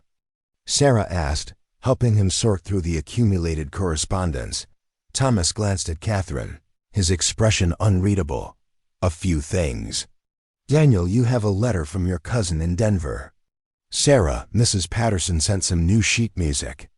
She thought you might like to learn." He continued distributing mail to various family members, but Catherine noticed he kept one letter separate from the rest. When the children had scattered to examine their correspondence, Thomas approached her with obvious reluctance. "Catherine, this came for you. It's from Boston." Catherine's hands stilled on the bread dough. She had been in Colorado for 4 months now, and in all that time, she had received no communication from her former life. The very fact that someone had tracked her down to this remote farm suggested news of considerable importance.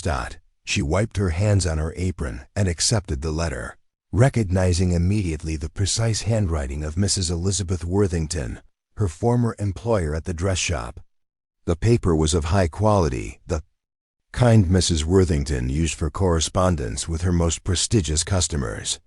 "Would you like privacy to read it?" Thomas asked gently. Catherine nodded, grateful for his understanding. She took the letter to her small room off the kitchen and closed the door before breaking the wax seal. As she unfolded the heavy paper, a smaller document fell out, something that looked official and important. Mrs. Worthington's letter was brief, but shocking. "My dear Catherine, I hope this letter finds you well and settled in your new circumstances. I have hesitated to write, respecting your desire for a fresh start, but recent developments compel me to reach out. Your uncle, Robert Mitchell, has died unexpectedly. As you know, Robert never married and has no other living relatives. His will, executed last month, names you as his sole heir. The enclosed document from his attorney contains the details, but I wanted to prepare you for the magnitude of this inheritance. Robert's shipping business has prospered considerably in recent years. According to his lawyer, your inheritance includes not only his house in Beacon Hill, but also substantial financial assets and ownership shares in 3 merchant vessels. The attorney, Mr. James Thornfield, requires your presence in Boston to settle the estate. I have taken the liberty of providing him with your last known address. Though I was not certain it was current. Catherine, this inheritance could transform your circumstances entirely. You would be a woman of independent means, able to choose your own path without concern for financial security. I remain, as always, your devoted friend, Elizabeth Worthington. Catherine read the letter twice before the words fully registered. Uncle Robert, her father's younger brother, who had left Boston for California when she was still a child, was dead. And he had left her everything. The legal document confirmed Mrs. Worthington's summary. Robert Mitchell had indeed prospered in his shipping ventures, and his estate was valued at over $50,000, a fortune that would make Catherine one of the wealthiest women in Boston society. But as the magnitude of her inheritance sank in, Catherine felt not elation, but a growing sense of dread.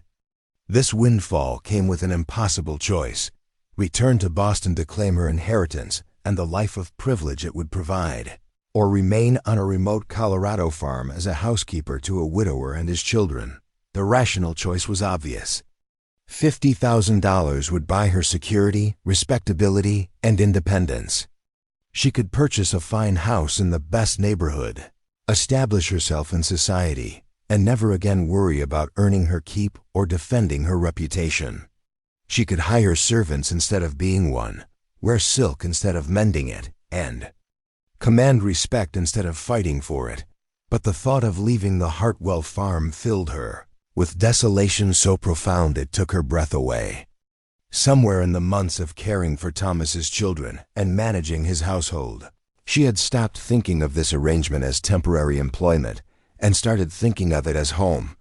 A soft knock interrupted her spiraling thoughts. "Catherine?" Thomas's voice carried concern. "Is everything all right?"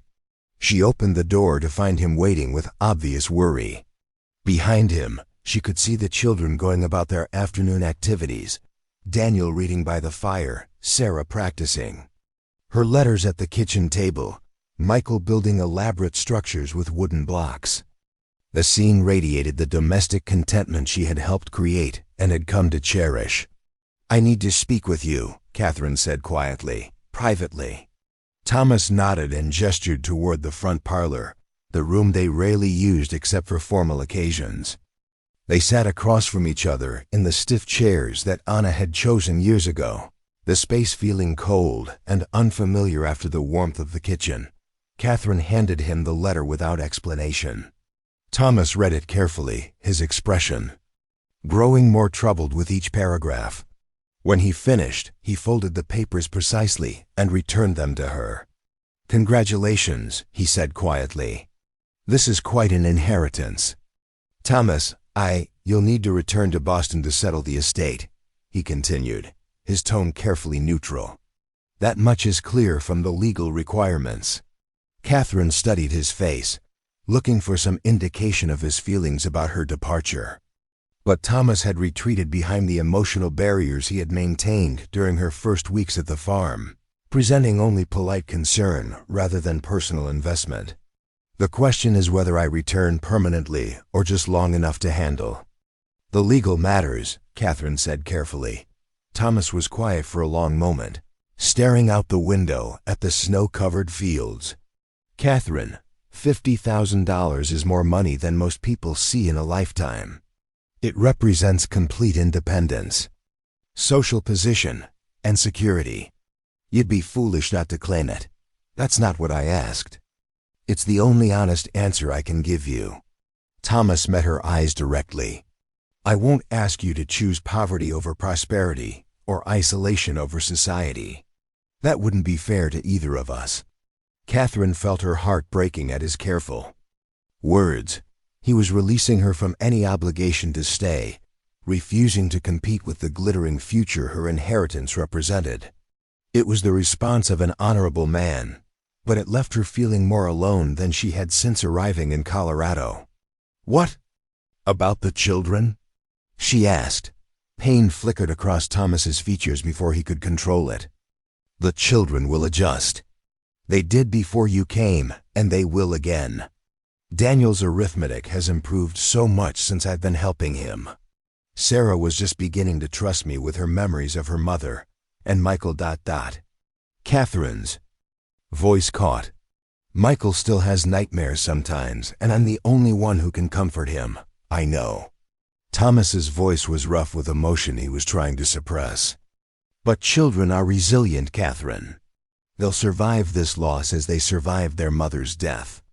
The comparison stung, but Catherine recognized the truth in it. Her departure would indeed be another loss for these children who had already endured so much. But unlike their mother's death, this loss would be Catherine's choice, her decision to prioritize wealth and status over their need for stability and care. "I have to go to Boston," Catherine said finally. "The legal requirements are clear. But, Thomas, I want you to know that leaving all of you, is the hardest thing I've ever been asked to do."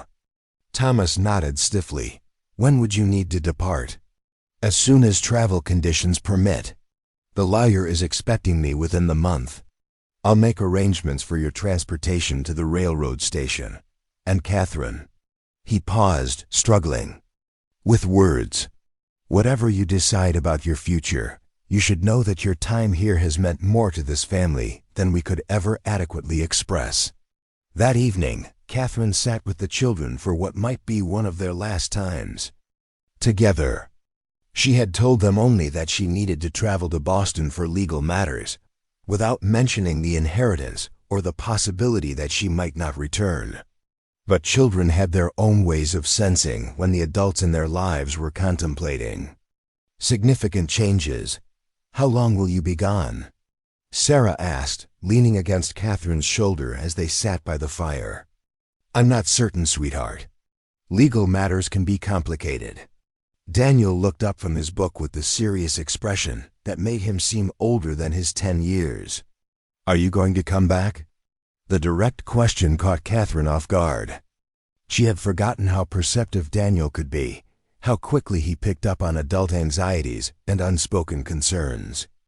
"I hope to," Catherine said carefully. "But sometimes circumstances change in ways we don't expect."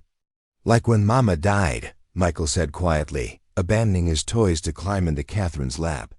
"She didn't plan to go away, but she had to." Catherine felt tears prick her eyes at the child's innocent comparison. "Yes, sweetheart. Sometimes people have to leave even when they don't want to." "But you do want to leave," Daniel observed with devastating accuracy. "Otherwise you wouldn't look so sad about going." Catherine found herself trapped by the honesty she had always maintained with these children. They deserved the truth, but how could she explain that she was facing a choice between love and security, between the family she had found and the future her inheritance could provide? "Daniel, sometimes adults have to make very difficult decisions about what's best for everyone involved. Going to Boston might open opportunities for me that I can't have here." "What kind of opportunities?" Sarah asked. Catherine struggled to explain concepts of wealth and social position to children who measured value in terms of emotional security and family bonds. "The kind that provide financial security and social respectability." "Don't we provide that?" Michael asked with the devastating directness of a 5-year-old. "You provide something much more valuable," Catherine said softly. "You provide love and belonging. But sometimes that's not enough to solve all of life's problems." The conversation was interrupted by Thomas's return from his evening rounds of the farm. He took in the scene. Catherine surrounded by his children, all of them clearly struggling with the prospect of separation, and his expression tightened with pain. "Children, time for bed," he said gently but firmly. As the children prepared for sleep, each of them clung to Catherine a little longer than usual. Sarah hugged her fiercely. Daniel shook her hand with solemn formality, and Michael refused to let go until she promised to read him one more story. When the house was finally quiet, Catherine and Thomas found themselves alone in the kitchen, separated by the weight of unspoken feelings and impossible choices. The silence stretched between them until Thomas finally spoke. "There's something you should know before you make your decision," he said quietly. Catherine looked up expectantly. "When Anna died, I thought my capacity for love died with her. I focused entirely on survival, keeping the farm running, raising the children, getting through each day without falling apart. I never imagined that I could care for another woman, or that another woman could become so essential to my family's happiness. Catherine felt her breath catch at the unexpected vulnerability in his voice. But that's exactly what happened, Thomas continued. Somewhere in these past months, you stopped being an employee and became everything. The children adore you. The household runs because of your competence, and He paused, struggling with words. I've fallen in love with you, Catherine, completely and irrevocably. The confession hung in the air between them, transforming everything Catherine thought. She understood about their relationship. She had sensed growing warmth and affection, but she hadn't dared hope that Thomas's feelings ran as deep as her own. Thomas, she whispered, reaching across the table to take his hand. I'm telling you this not to influence your decision, but because you deserve to know the truth before you choose your future. If you go to Boston and claim your inheritance, you'll be choosing a life of comfort and security that I could never provide. But if you stay will quote he met her eyes directly. If you stay, you'll be choosing love over luxury, family over fortune. And Catherine, that's a choice only you can make. Catherine felt the weight of the most important decision of her life settling on her shoulders.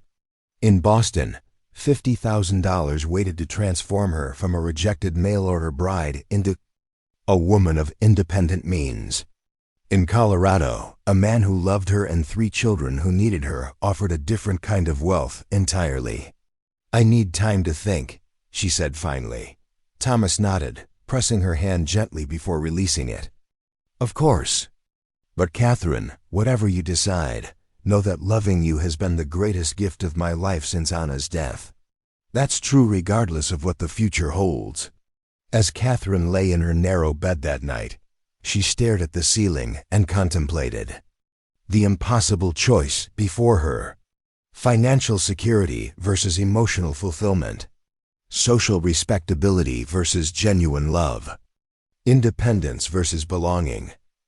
Outside her window, the winter wind howled across the frozen prairie, and Catherine Mitchell faced a decision that would determine not just her own future, but the fate of the family that had become her heart's true home. The journey to Boston took Catherine through a world transformed by distance and time. As the train carried her eastward across the vast expanse of prairie and mountains, she watched the landscape change from the stark beauty of Colorado's winter wilderness to the industrial bustle of cities she had almost forgotten existed.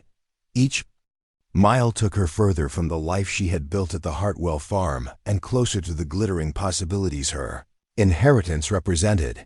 But the physical distance was nothing compared to the emotional gulf that opened in her heart. Every click of the wheels on the track seemed to echo with Michael's voice, asking if she was coming back, with Sarah's fierce hug and promise to take care of the garden until Catherine returned, with Daniel's solemn handshake and whispered request that she not forget them.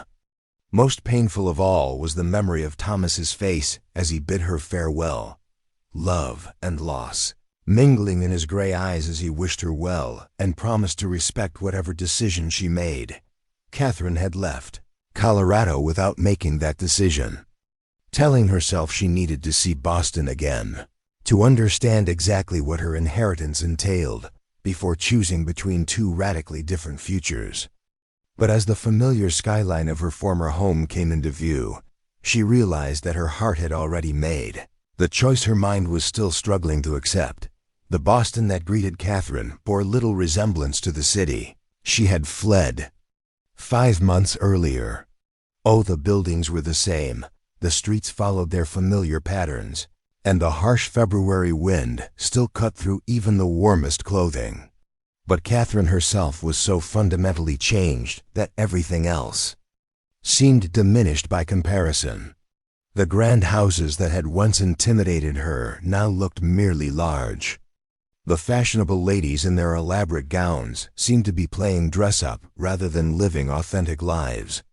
Even the social hierarchies that had once seemed immutable now struck her as arbitrary and ultimately Meaningless. Mr. James Thornfield, Uncle Robert's attorney, occupied a prestigious office in the financial district, its mahogany paneling and leather-bound law books designed to convey stability and success.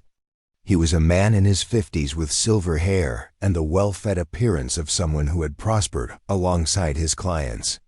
When Catherine was announced, he rose with the elaborate courtesy reserved for wealthy heiresses. "Miss Mitchell, what? A pleasure to finally meet you. Your uncle spoke of you often in his final years, though he regretted losing touch after your father's death." Mr. Thornfield gestured to a chair upholstered in rich burgundy leather. "Please sit down. We have much to discuss." The reading of the will confirmed everything Mrs. Worthington had outlined in her letter, but the reality was even more staggering than Catherine had imagined. Uncle Robert's shipping business had indeed prospered beyond anyone's expectations. His fleet of 3 merchant vessels traded regularly with California, the Orient, and the Caribbean, generating profits that had accumulated into a fortune worthy of Boston's most prominent families. The house on Beacon Hill is fully furnished and maintained by a staff of 6, Mr. Thornfield explained, consulting a thick folder of documents. "Your uncle was particular about keeping everything in perfect condition, almost as if he expected to return at any moment. The financial assets include substantial holdings in railroad stock, government bonds, and shares in several prosperous manufacturing concerns."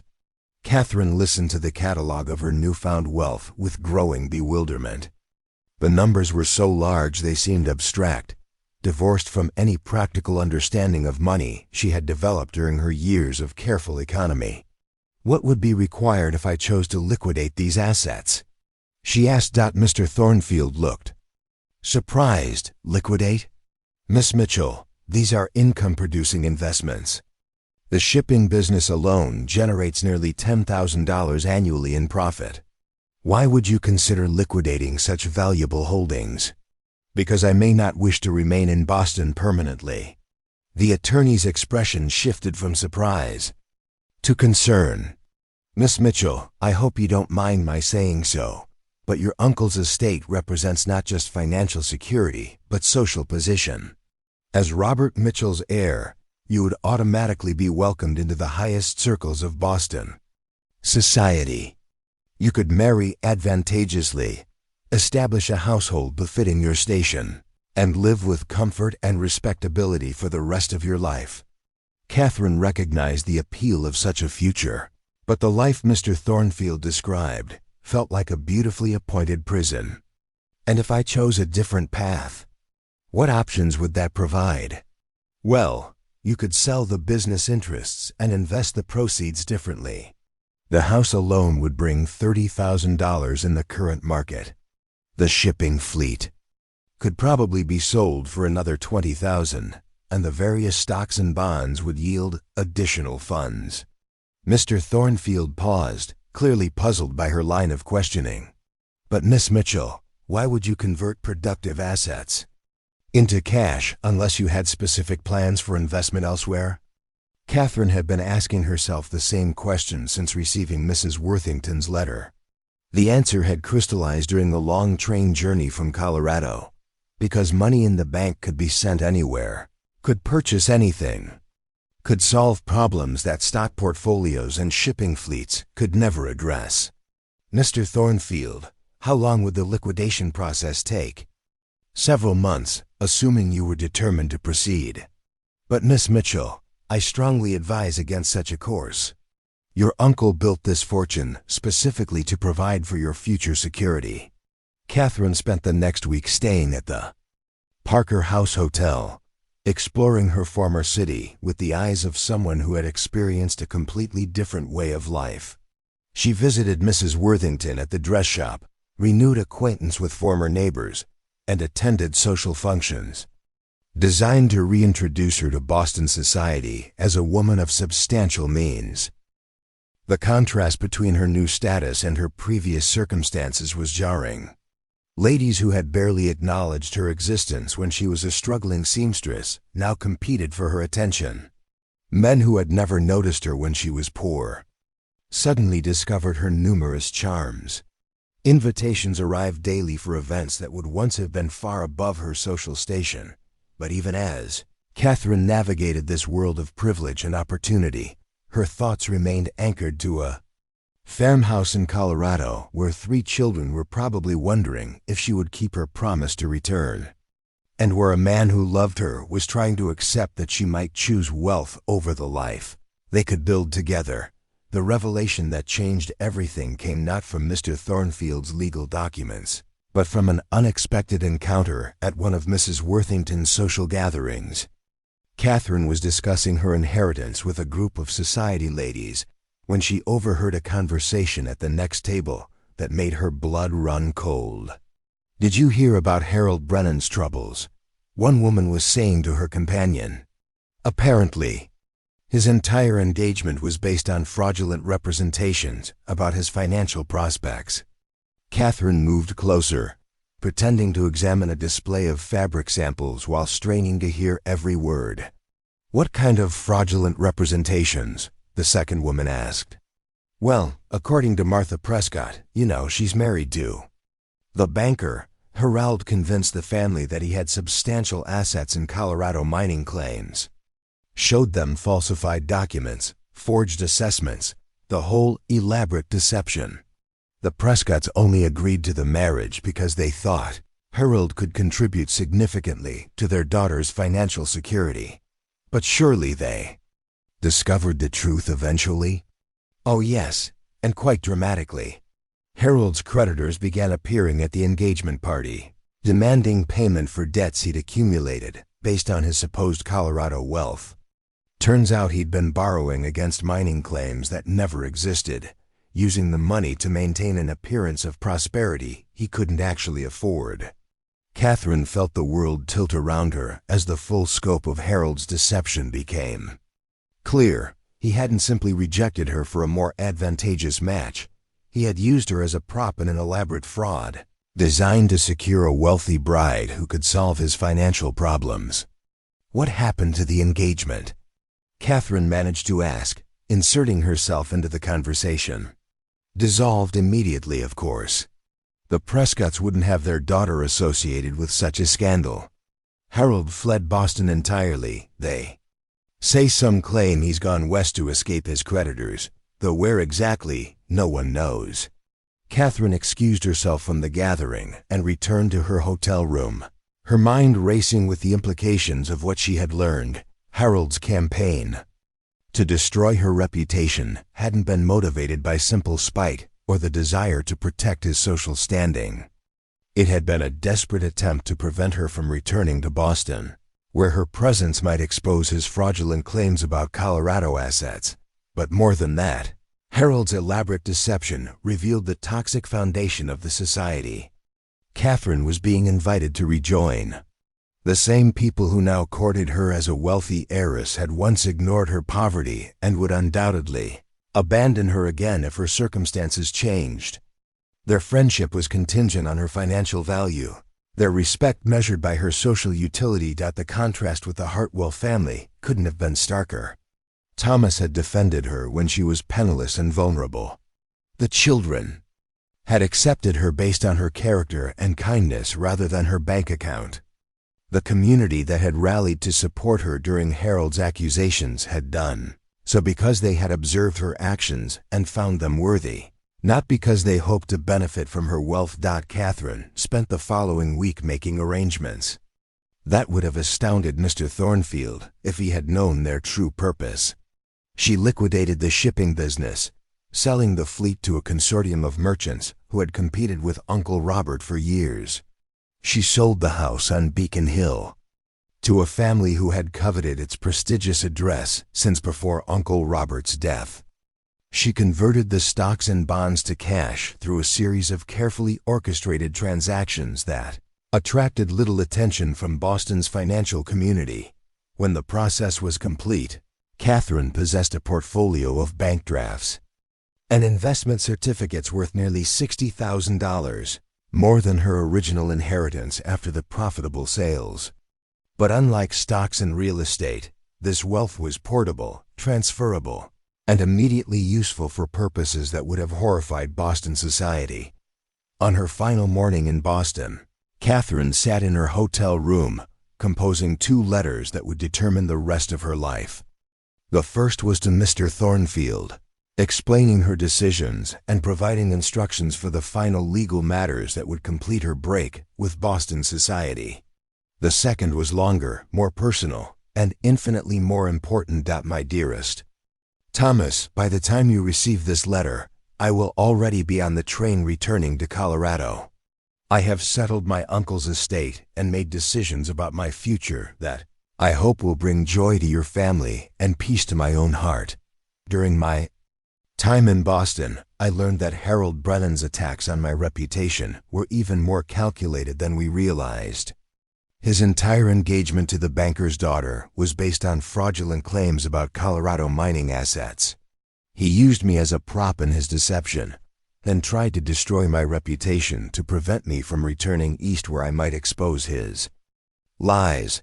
The knowledge that such elaborate malice was directed against me has only reinforced my understanding of where true value lies. Thomas, I have liquidated my entire inheritance and converted it to forms that can be useful anywhere. I am returning to Colorado not as a poor housekeeper seeking employment, but as a woman of independent means who chooses love over luxury, family over fortune, and authentic relationships over social pretense. If your offer of partnership in life, as well as household management, still stands, I accept it wholeheartedly. I want to marry you not because I need your protection or support, but because I love you and your children more than any amount of money could ever compensate for. I have plans for the funds I'm bringing back, plans that could transform not just our family's future, but the entire community's prospects. We could expand the farm, establish businesses that provide employment for local families, and ensure that our children have educational opportunities that rival anything Boston could offer. But most importantly, we could build a life based on mutual respect, genuine affection, and shared values rather than financial convenience or social obligation. I will arrive in Cedar Falls on March 15th. If you meet that train, I will know that you welcome my return, not just as your housekeeper, but as your partner in every sense of the word. With all my love and hope for our future. Catherine. As the train pulled away from Boston South Station, Catherine felt no regret for the life she was leaving behind. The city that had once seemed to offer everything now appeared small and cramped compared to the vast possibilities that awaited her in Colorado. She was returning not as the desperate woman who had fled 5 months earlier, but as someone who had learned to distinguish between what society valued and what truly mattered. The journey west seemed shorter this time, perhaps because Catherine's destination was no longer uncertain. She was going home, not to a place, but to people who loved her for herself rather than her bank account. She was returning to children who needed her, to a man who valued her character above her inheritance, and to a community that had judged her by her actions rather than her social credentials. As the train crossed into Colorado territory, Catherine pressed her face to the window and watched the familiar landscape unfold. The mountains seemed to welcome her back, the vast sky promised unlimited possibilities, and somewhere ahead, a farmhouse with green shutters waited to become the foundation for the most important chapter of her life. March 15th. Dawned clear and cold in Cedar Falls, with the kind of brilliant sunshine that made the snow-covered prairie sparkle like diamonds. Catherine's train was due at 2 o'clock in the afternoon, and as the hour approached, her heart hammered with the anticipation of discovering whether Thomas would be waiting on the platform. The train pulled into Cedar Falls Station with a great hiss of steam and grinding of brakes. Catherine gathered her belongings, considerably more extensive than the single carpet bag she had carried 5 months earlier, and prepared to step onto the platform that would either welcome her home or force her to continue to some unknown destination. But as the conductor helped her down from the train car, Catherine's fears evaporated in the warmth of the most beautiful sight she had ever seen. Thomas stood waiting beside the platform, flanked by all three children, their faces bright with joy and anticipation.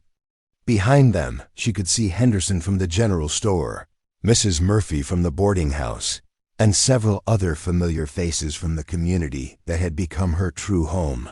Daniel stepped forward first, his serious young face breaking into the kind of smile Catherine had rarely seen from him. "Welcome home, Miss Catherine," he said formally. "We've been counting the days until you returned."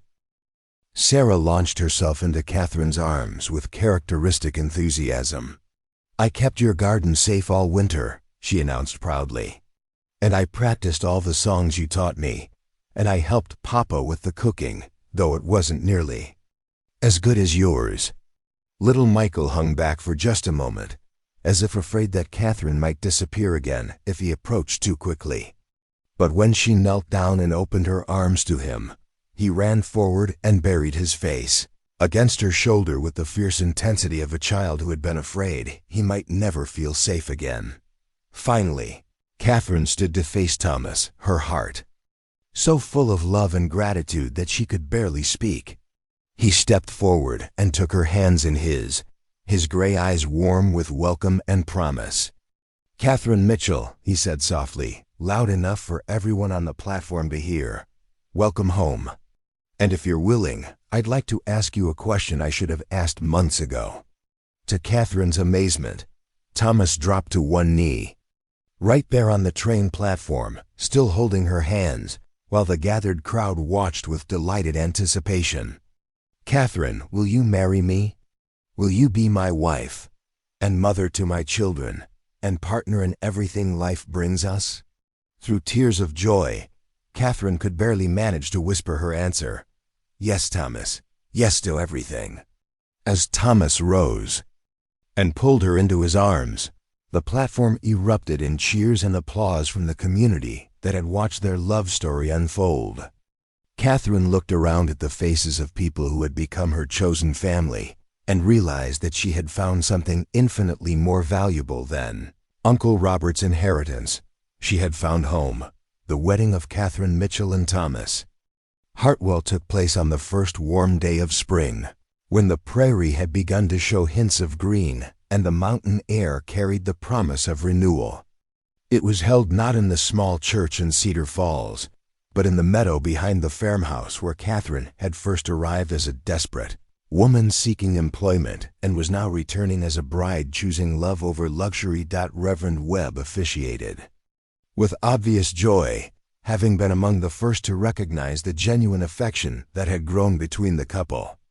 The entire community turned out for the celebration, transforming what might have been a simple ceremony into a testament to the power of authentic relationships and chosen family. Catherine wore a dress of her own creation, sewn from silk she had purchased in Boston, but designed with the practical elegance that suited her new life.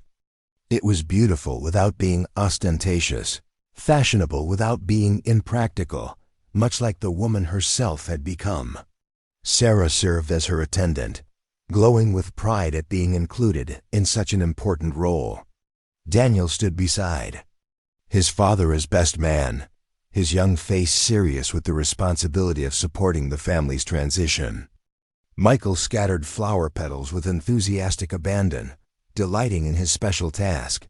But the most moving moment came when Thomas and Catherine exchanged vows they had written themselves, speaking not just of love and commitment, but of the journey that had brought them together and the future they intended to build. "Catherine," Thomas said, his voice carrying clearly across the gathered crowd, "you came to us as a stranger seeking shelter, but you became the heart of our home. You taught my children that families can grow through choice as well as birth. And you taught me that love doesn't end with loss. It transforms and continues. I promise to honor not just the woman you are, but the strength that brought you through adversity to this moment." Catherine's response brought tears to many eyes. "Thomas, you and your children gave me something I thought I had lost forever, the chance to belong somewhere completely. You saw worth in me when the world saw only a rejected bride with no prospects. I promise to build our future on the foundation of respect, partnership, and the kind of love that chooses to stay through whatever challenges we face. When Reverend Webb pronounced them husband and wife, the cheers that erupted from the crowd could be heard across the valley. But the celebration was only beginning. Catherine had used a portion of her inheritance to arrange for a wedding feast that would be remembered in Cedar Falls for years to come. Tables laden with delicacies from Denver groaned under the weight of foods most locals had never tasted. A small orchestra, transported from the territorial capital at considerable expense, provided music for dancing that continued well into the evening. Yet for all the elegance of the celebration, the most meaningful moments were the smallest ones. Mrs. Murphy dabbing at her eyes with her handkerchief as she watched Catherine dance with Michael. Henderson beaming with satisfaction as he observed the happiness of the couple he had helped bring together. Dr. Morrison, raising a toast to the triumph of character over circumstance. But perhaps the most significant moment came when Mrs. Eleanor Whitman approached Catherine during a break in the dancing. The society matron who had once questioned Catherine's suitability for the Hartwell household now carried herself with the humility of someone who had learned an important lesson. "Mrs. Hartwell," she said, using Catherine's new name with obvious respect, "I owe you an apology that goes far beyond my earlier words. I allowed social prejudice to cloud my judgment about your character. Watching you today, seeing the obvious happiness of these children and the contentment of this community, I realize that true respectability comes from actions, not circumstances." Catherine accepted the apology graciously, understanding that Mrs. Whitman's public acknowledgement would help cement her new status in the community. But more than that, it represented the completion of her transformation from a rejected mail-order bride to a respected member of society. A transformation based not on inherited wealth, but on earned respect. As the celebration wound down and guests began to depart, Catherine found herself standing in the same spot where she had first approached the Portwell farmhouse 6 months earlier.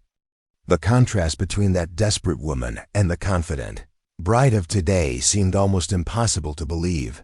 The honeymoon was spent not in exotic locations, but in planning the future of their expanded family and community. Catherine and Thomas sat at the kitchen table that had become the center of their domestic life, spreading maps and documents as they discussed how to use Catherine's inheritance to benefit not just themselves but everyone around them. "I've been thinking about the Miller family," Catherine said, referring to neighbors who had struggled since the father's injury in a farming accident. "Their land is good, but they need capital for equipment and seed. We could provide a loan at fair terms, help them get back on their feet." Thomas nodded, marking locations on the map.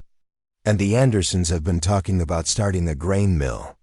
If we helped fund that, it would serve the whole valley and provide employment for several families."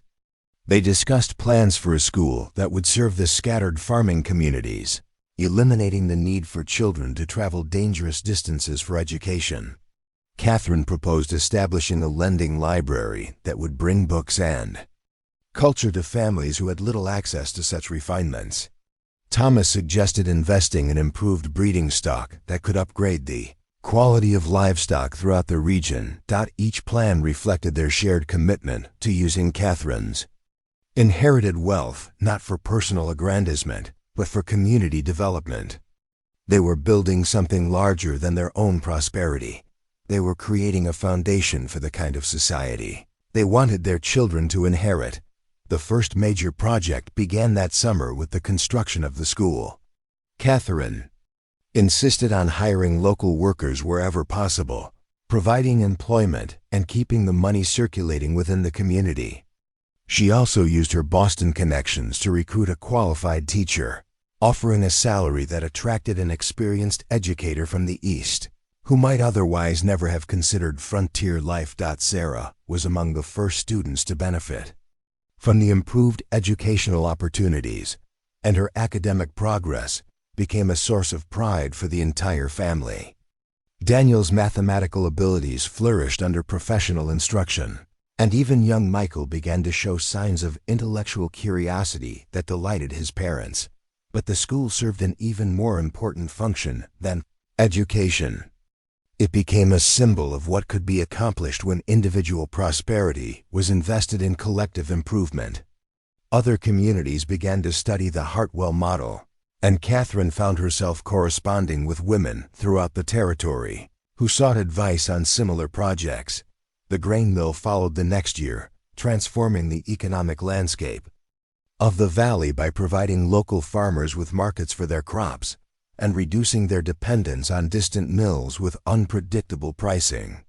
The Andersons prospered as managers of the operation, but more importantly, the entire region benefited from improved agricultural efficiency. As their projects multiplied, so did the Hartwell family itself. Catherine's first pregnancy was announced in the fall following their wedding, bringing joy to a household that had already learned to embrace growth and change. When little Anna, Catherine Hartwell, was born the following spring, named for Thomas's first wife and Catherine's chosen identity, she entered a family that understood the difference between blood relationships and chosen bonds. Daniel, Sarah, and Michael embraced their new sister with the enthusiasm of children who had learned that love multiplied rather than divided when shared. More importantly, they had gained a mother who honored their birth, mother's memory, while creating new traditions and expectations for their expanded family. The birth of Anna, Catherine, was followed 2 years later by the arrival of Robert Thomas Hartwell, named for Catherine's generous uncle and the man who had given them all a second chance at happiness. The farmhouse that had once echoed with the quiet desperation of grief now rang with the laughter and chaos of a large, thriving family. But even as their personal happiness grew, Catherine and Thomas never forgot the broader community that had supported them through their difficult beginning.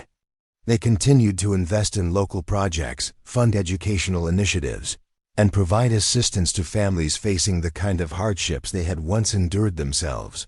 The lending library Catherine established became a gathering place for women who had previously been isolated on distant farms. Book discussions led to social networks, which in turn fostered cooperative childcare arrangements and shared domestic projects that improved everyone's quality of life. The agricultural improvements they funded transformed the valley from a subsistence farming region into a prosperous agricultural district that attracted new settlers and businesses. Property values rose, employment opportunities expanded, and the standard of living improved for everyone in the area. Perhaps most importantly, the Hartwell example demonstrated that wealth could be used as a tool for community building rather than social stratification. Unlike the rigid hierarchies Catherine had known in Boston, the society they helped create in Colorado valued contribution over inheritance, character over connections. 5 years after their wedding, Catherine and Thomas hosted a celebration that brought together all the families who had benefited from their various projects. The gathering was held in the community center they had funded the previous year, and the crowd included teachers, mill workers, successful farmers, and thriving merchants, all of whom had prospered because someone had invested in their potential, rather than merely their current circumstances. As Catherine looked around the room at the faces of friends and neighbors who had become extended family, she reflected on the journey that had brought her to this moment. The rejected mail-order bride who had once slept in a barn was now the matriarch of a community that valued substance over appearance, cooperation over competition, and long-term prosperity over short-term gain. The evening's festivities were interrupted by the arrival of an unexpected guest. A travel-worn man in expensive clothes appeared at the community center, asking for directions to the Hartwell farm. Catherine recognized him immediately, though he had aged considerably since their last encounter. Harold Brennan looked nothing like the confident man who had rejected her at the train station 6 years earlier. His clothes, while well made, showed signs of hard travel and neglect. His face bore the lines of someone who had lived with stress and uncertainty. and his manner carried the desperate edge of a man running out of options. The buzz of conversation died as words spread through the gathering about the identity of the unexpected visitor. Everyone in the community knew the story of Catherine's original journey to Colorado and Harold's role in her early struggles. His appearance at their celebration seemed almost surreal. Thomas moved protectively toward Catherine, but she placed a calming hand on his arm. Whatever Harold's purpose in coming here, she was no longer the vulnerable woman he had once been, able to hurt with impunity. "Harold," Catherine said calmly, her voice carrying clearly through the suddenly quiet room. "This is unexpected. What brings you to Colorado?" Harold's eyes darted around the room, taking in the obvious prosperity and community solidarity on display. His gaze lingered on Catherine's elegant dress, Thomas's confident bearing, and the children who clustered around their parents with instinctive protectiveness. "Catherine," Harold said, his voice hoarse with fatigue, "I heard. That is, I learned about your circumstances here, your marriage, your prosperity. I was hoping we might speak privately. Anything you have to say to my wife can be said in front of her family and friends." Thomas replied firmly. Harold's face flushed with embarrassment, but desperation overcame pride. "Catherine, I've made terrible mistakes. The fraud in Boston, the lies I told about you. I've lost everything because of my own deceptions. I was hoping ... That is, I thought perhaps you might find it in your heart to help someone who once knew you." The audacity of the request stunned the assembled crowd into silence. The man who had rejected Catherine, abandoned her without resources, and then systematically attempted to destroy her reputation, was now asking for her assistance based on their past acquaintance. Catherine looked at Harold for a long moment, seeing not the confident man who had once held power over her future, but a broken individual who had destroyed his own life through greed and dishonesty. The anger she had once felt toward him had long since been replaced by something closer to pity. "Harold," she said quietly, "you seem to be laboring under a fundamental misunderstanding about the nature of our past relationship. You didn't once know me. You used me as a prop in your deceptions, then discarded me when I was no longer useful. The woman you rejected has built a life based on honesty, hard work, and genuine relationships. I owe you nothing. But surely, given your current prosperity, my current prosperity exists because people in this community judged me by my actions rather than my circumstances." Catherine interrupted. "They supported me when I had nothing to offer but honest work and sincere effort. You, on the other hand, chose deception and malice. The consequences you're facing are the natural result of the choices you made." Harold's face cycled through desperation, anger, and finally resignation. "So you're going to turn me away? Leave me with nothing?" Catherine considered the question seriously. Around her, the community that had become her chosen family waited to see how she would handle this test of the values they had all embraced. "I'm not going to leave you with nothing, Harold. I'm going to give you the same thing this community gave me when I arrived here, with nothing but determination to rebuild my life." She walked to the donation box that always sat near the door of community gatherings, used to collect funds for families facing emergencies. Removing several bills, she returned and placed them in Harold's hand. "This is enough for food, lodging, and transportation to wherever you choose to go next. What you do with this second chance is entirely up to you. You can use it to begin building an honest life somewhere, or you can waste it on more schemes and deceptions. But Harold, understand this. Your future is now entirely in your own hands, just as mine was when you abandoned me in Colorado." Harold stared at the money in his hand, then looked up at Catherine with an expression that mixed gratitude with shame. "Why would you help me after everything I did to you?" "Because," Catherine said simply, "helping people in need is what communities do. It's what makes us human. But Harold, this is the end of any connection between us. I wish you well, but I never want to see you again." Harold nodded, understanding that he was being offered more mercy than he deserved and more than he had ever shown to others. He pocketed the money and walked toward the door, pausing only to look back once at the life Catherine had built in spite of his attempts to destroy her. After Harold's departure, the celebration resumed, but with a different energy. The community had witnessed how Catherine and Thomas handled a challenge to their values and found their response worthy of the respect they had earned. As the evening wound down and families began to gather their children for the journey home, Catherine found herself standing in the same meadow where she and Thomas had been married 5 years earlier. The farmhouse glowed with warm light from its windows, and she could hear the voices of her children playing inside while Thomas secured the barn for the night. Sarah, now 13 and blossoming into young womanhood, appeared beside her. "Mama Catherine," she said, using the name that acknowledged both Catherine's role and Anna's memory. "Do you ever regret coming to Colorado?" Catherine looked at this remarkable young woman who had grown from a grief-stricken 8-year-old into a confident adolescent with dreams of becoming a teacher herself. "Never, sweetheart. Not for a single moment. Even when that horrible man came tonight and reminded everyone of the difficult times."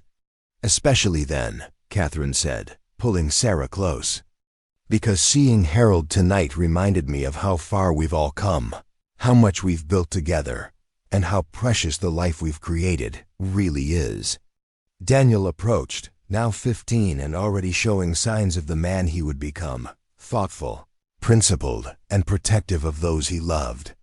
"Mama Catherine, Mr. Henderson wants to know if you'll consider serving on the Territorial Education Board. He says your work with the school here has attracted attention from the capital." Catherine considered the proposition. Serving on the Territorial Board would mean traveling to distant communities, helping establish schools throughout Colorado, and working with government officials to develop educational policy for the growing territory. "What do you think?" she asked her children. "Would you mind sharing me with other communities that need help with their schools?" "We think you should do it," Michael said, joining the family conference with the confidence of an 11-year-old who had never doubted his place in the world. "You're good at helping people, and other kids should get to have schools like ours." Thomas emerged from the barn and crossed the meadow to join his family. At 40, he had grown more distinguished with silver threading through his dark hair. But his gray eyes still held the same warmth that had made Catherine feel safe during her most vulnerable moments. "What's the family council discussing?" he asked, wrapping his arms around Catherine from behind. "Whether I should accept a position on the Territorial Education Board," Catherine said, leaning back against his solid strength. "The same answer I gave you 6 years ago applies today," Thomas said quietly. "I'll support whatever decision makes you happy and fulfilled." Catherine looked around at the faces of her chosen family, children who had grown into remarkable young people, a husband who valued her ambitions as much as her domestic contributions, and a community that had prospered because people had chosen cooperation over competition. "I'll accept the position," she said, "but only if all of you help me figure out how to balance territorial responsibilities with family obligations." As they walked back toward the house together, parents and children, biological and chosen family, linked by bonds that had proven stronger than blood or legal obligation, Catherine reflected on the extraordinary journey that had brought her to this moment. The rejected mail-order bride, who had once possessed nothing but determination and 50 cents, had become a woman whose influence extended far beyond her own household. But more importantly, she had learned that the most valuable inheritance wasn't money or property or social position. It was the capacity to build authentic relationships based on mutual respect and shared values.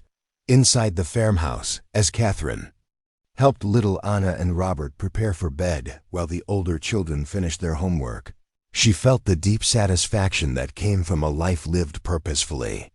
Tomorrow would bring new challenges, new opportunities to serve her community and territory. New chances to demonstrate that prosperity was best measured, not by what you accumulated, but by what you contributed. The woman who had once slept in a barn because she had nowhere else to go now owned the house, the land, and most importantly, the love of the family that filled both with warmth and laughter. She had discovered that home wasn't a place but a choice, the choice to commit to people and principles that transcended circumstance and endured through whatever trials life might bring. As Thomas extinguished the lamps and the house settled into peaceful quiet, Catherine whispered a prayer of gratitude for the journey that had brought her so far from the desperate woman who had once stood on a train platform with her future in ruins. That woman's courage and determination had made possible everything that followed, but it was love, given and received, chosen and cherished, that had transformed survival into joy, necessity into abundance, and a broken beginning into the most beautiful story she could have imagined. Outside, the Colorado stars shone down on a valley that had been transformed by the simple revolutionary idea that everyone deserved the chance to prove their worth, and that true prosperity came from lifting others up rather than climbing over them. It was a legacy worthy of the woman who had learned that the greatest fortune wasn't what you inherited, but what you built with your own hands and heart. Up next, you've got 2 more standout stories right on your screen. If this one hits the mark, you won't want to pass these up. Just click and check them out. And don't forget to subscribe and turn on the notification bell so you don't miss any upload from us.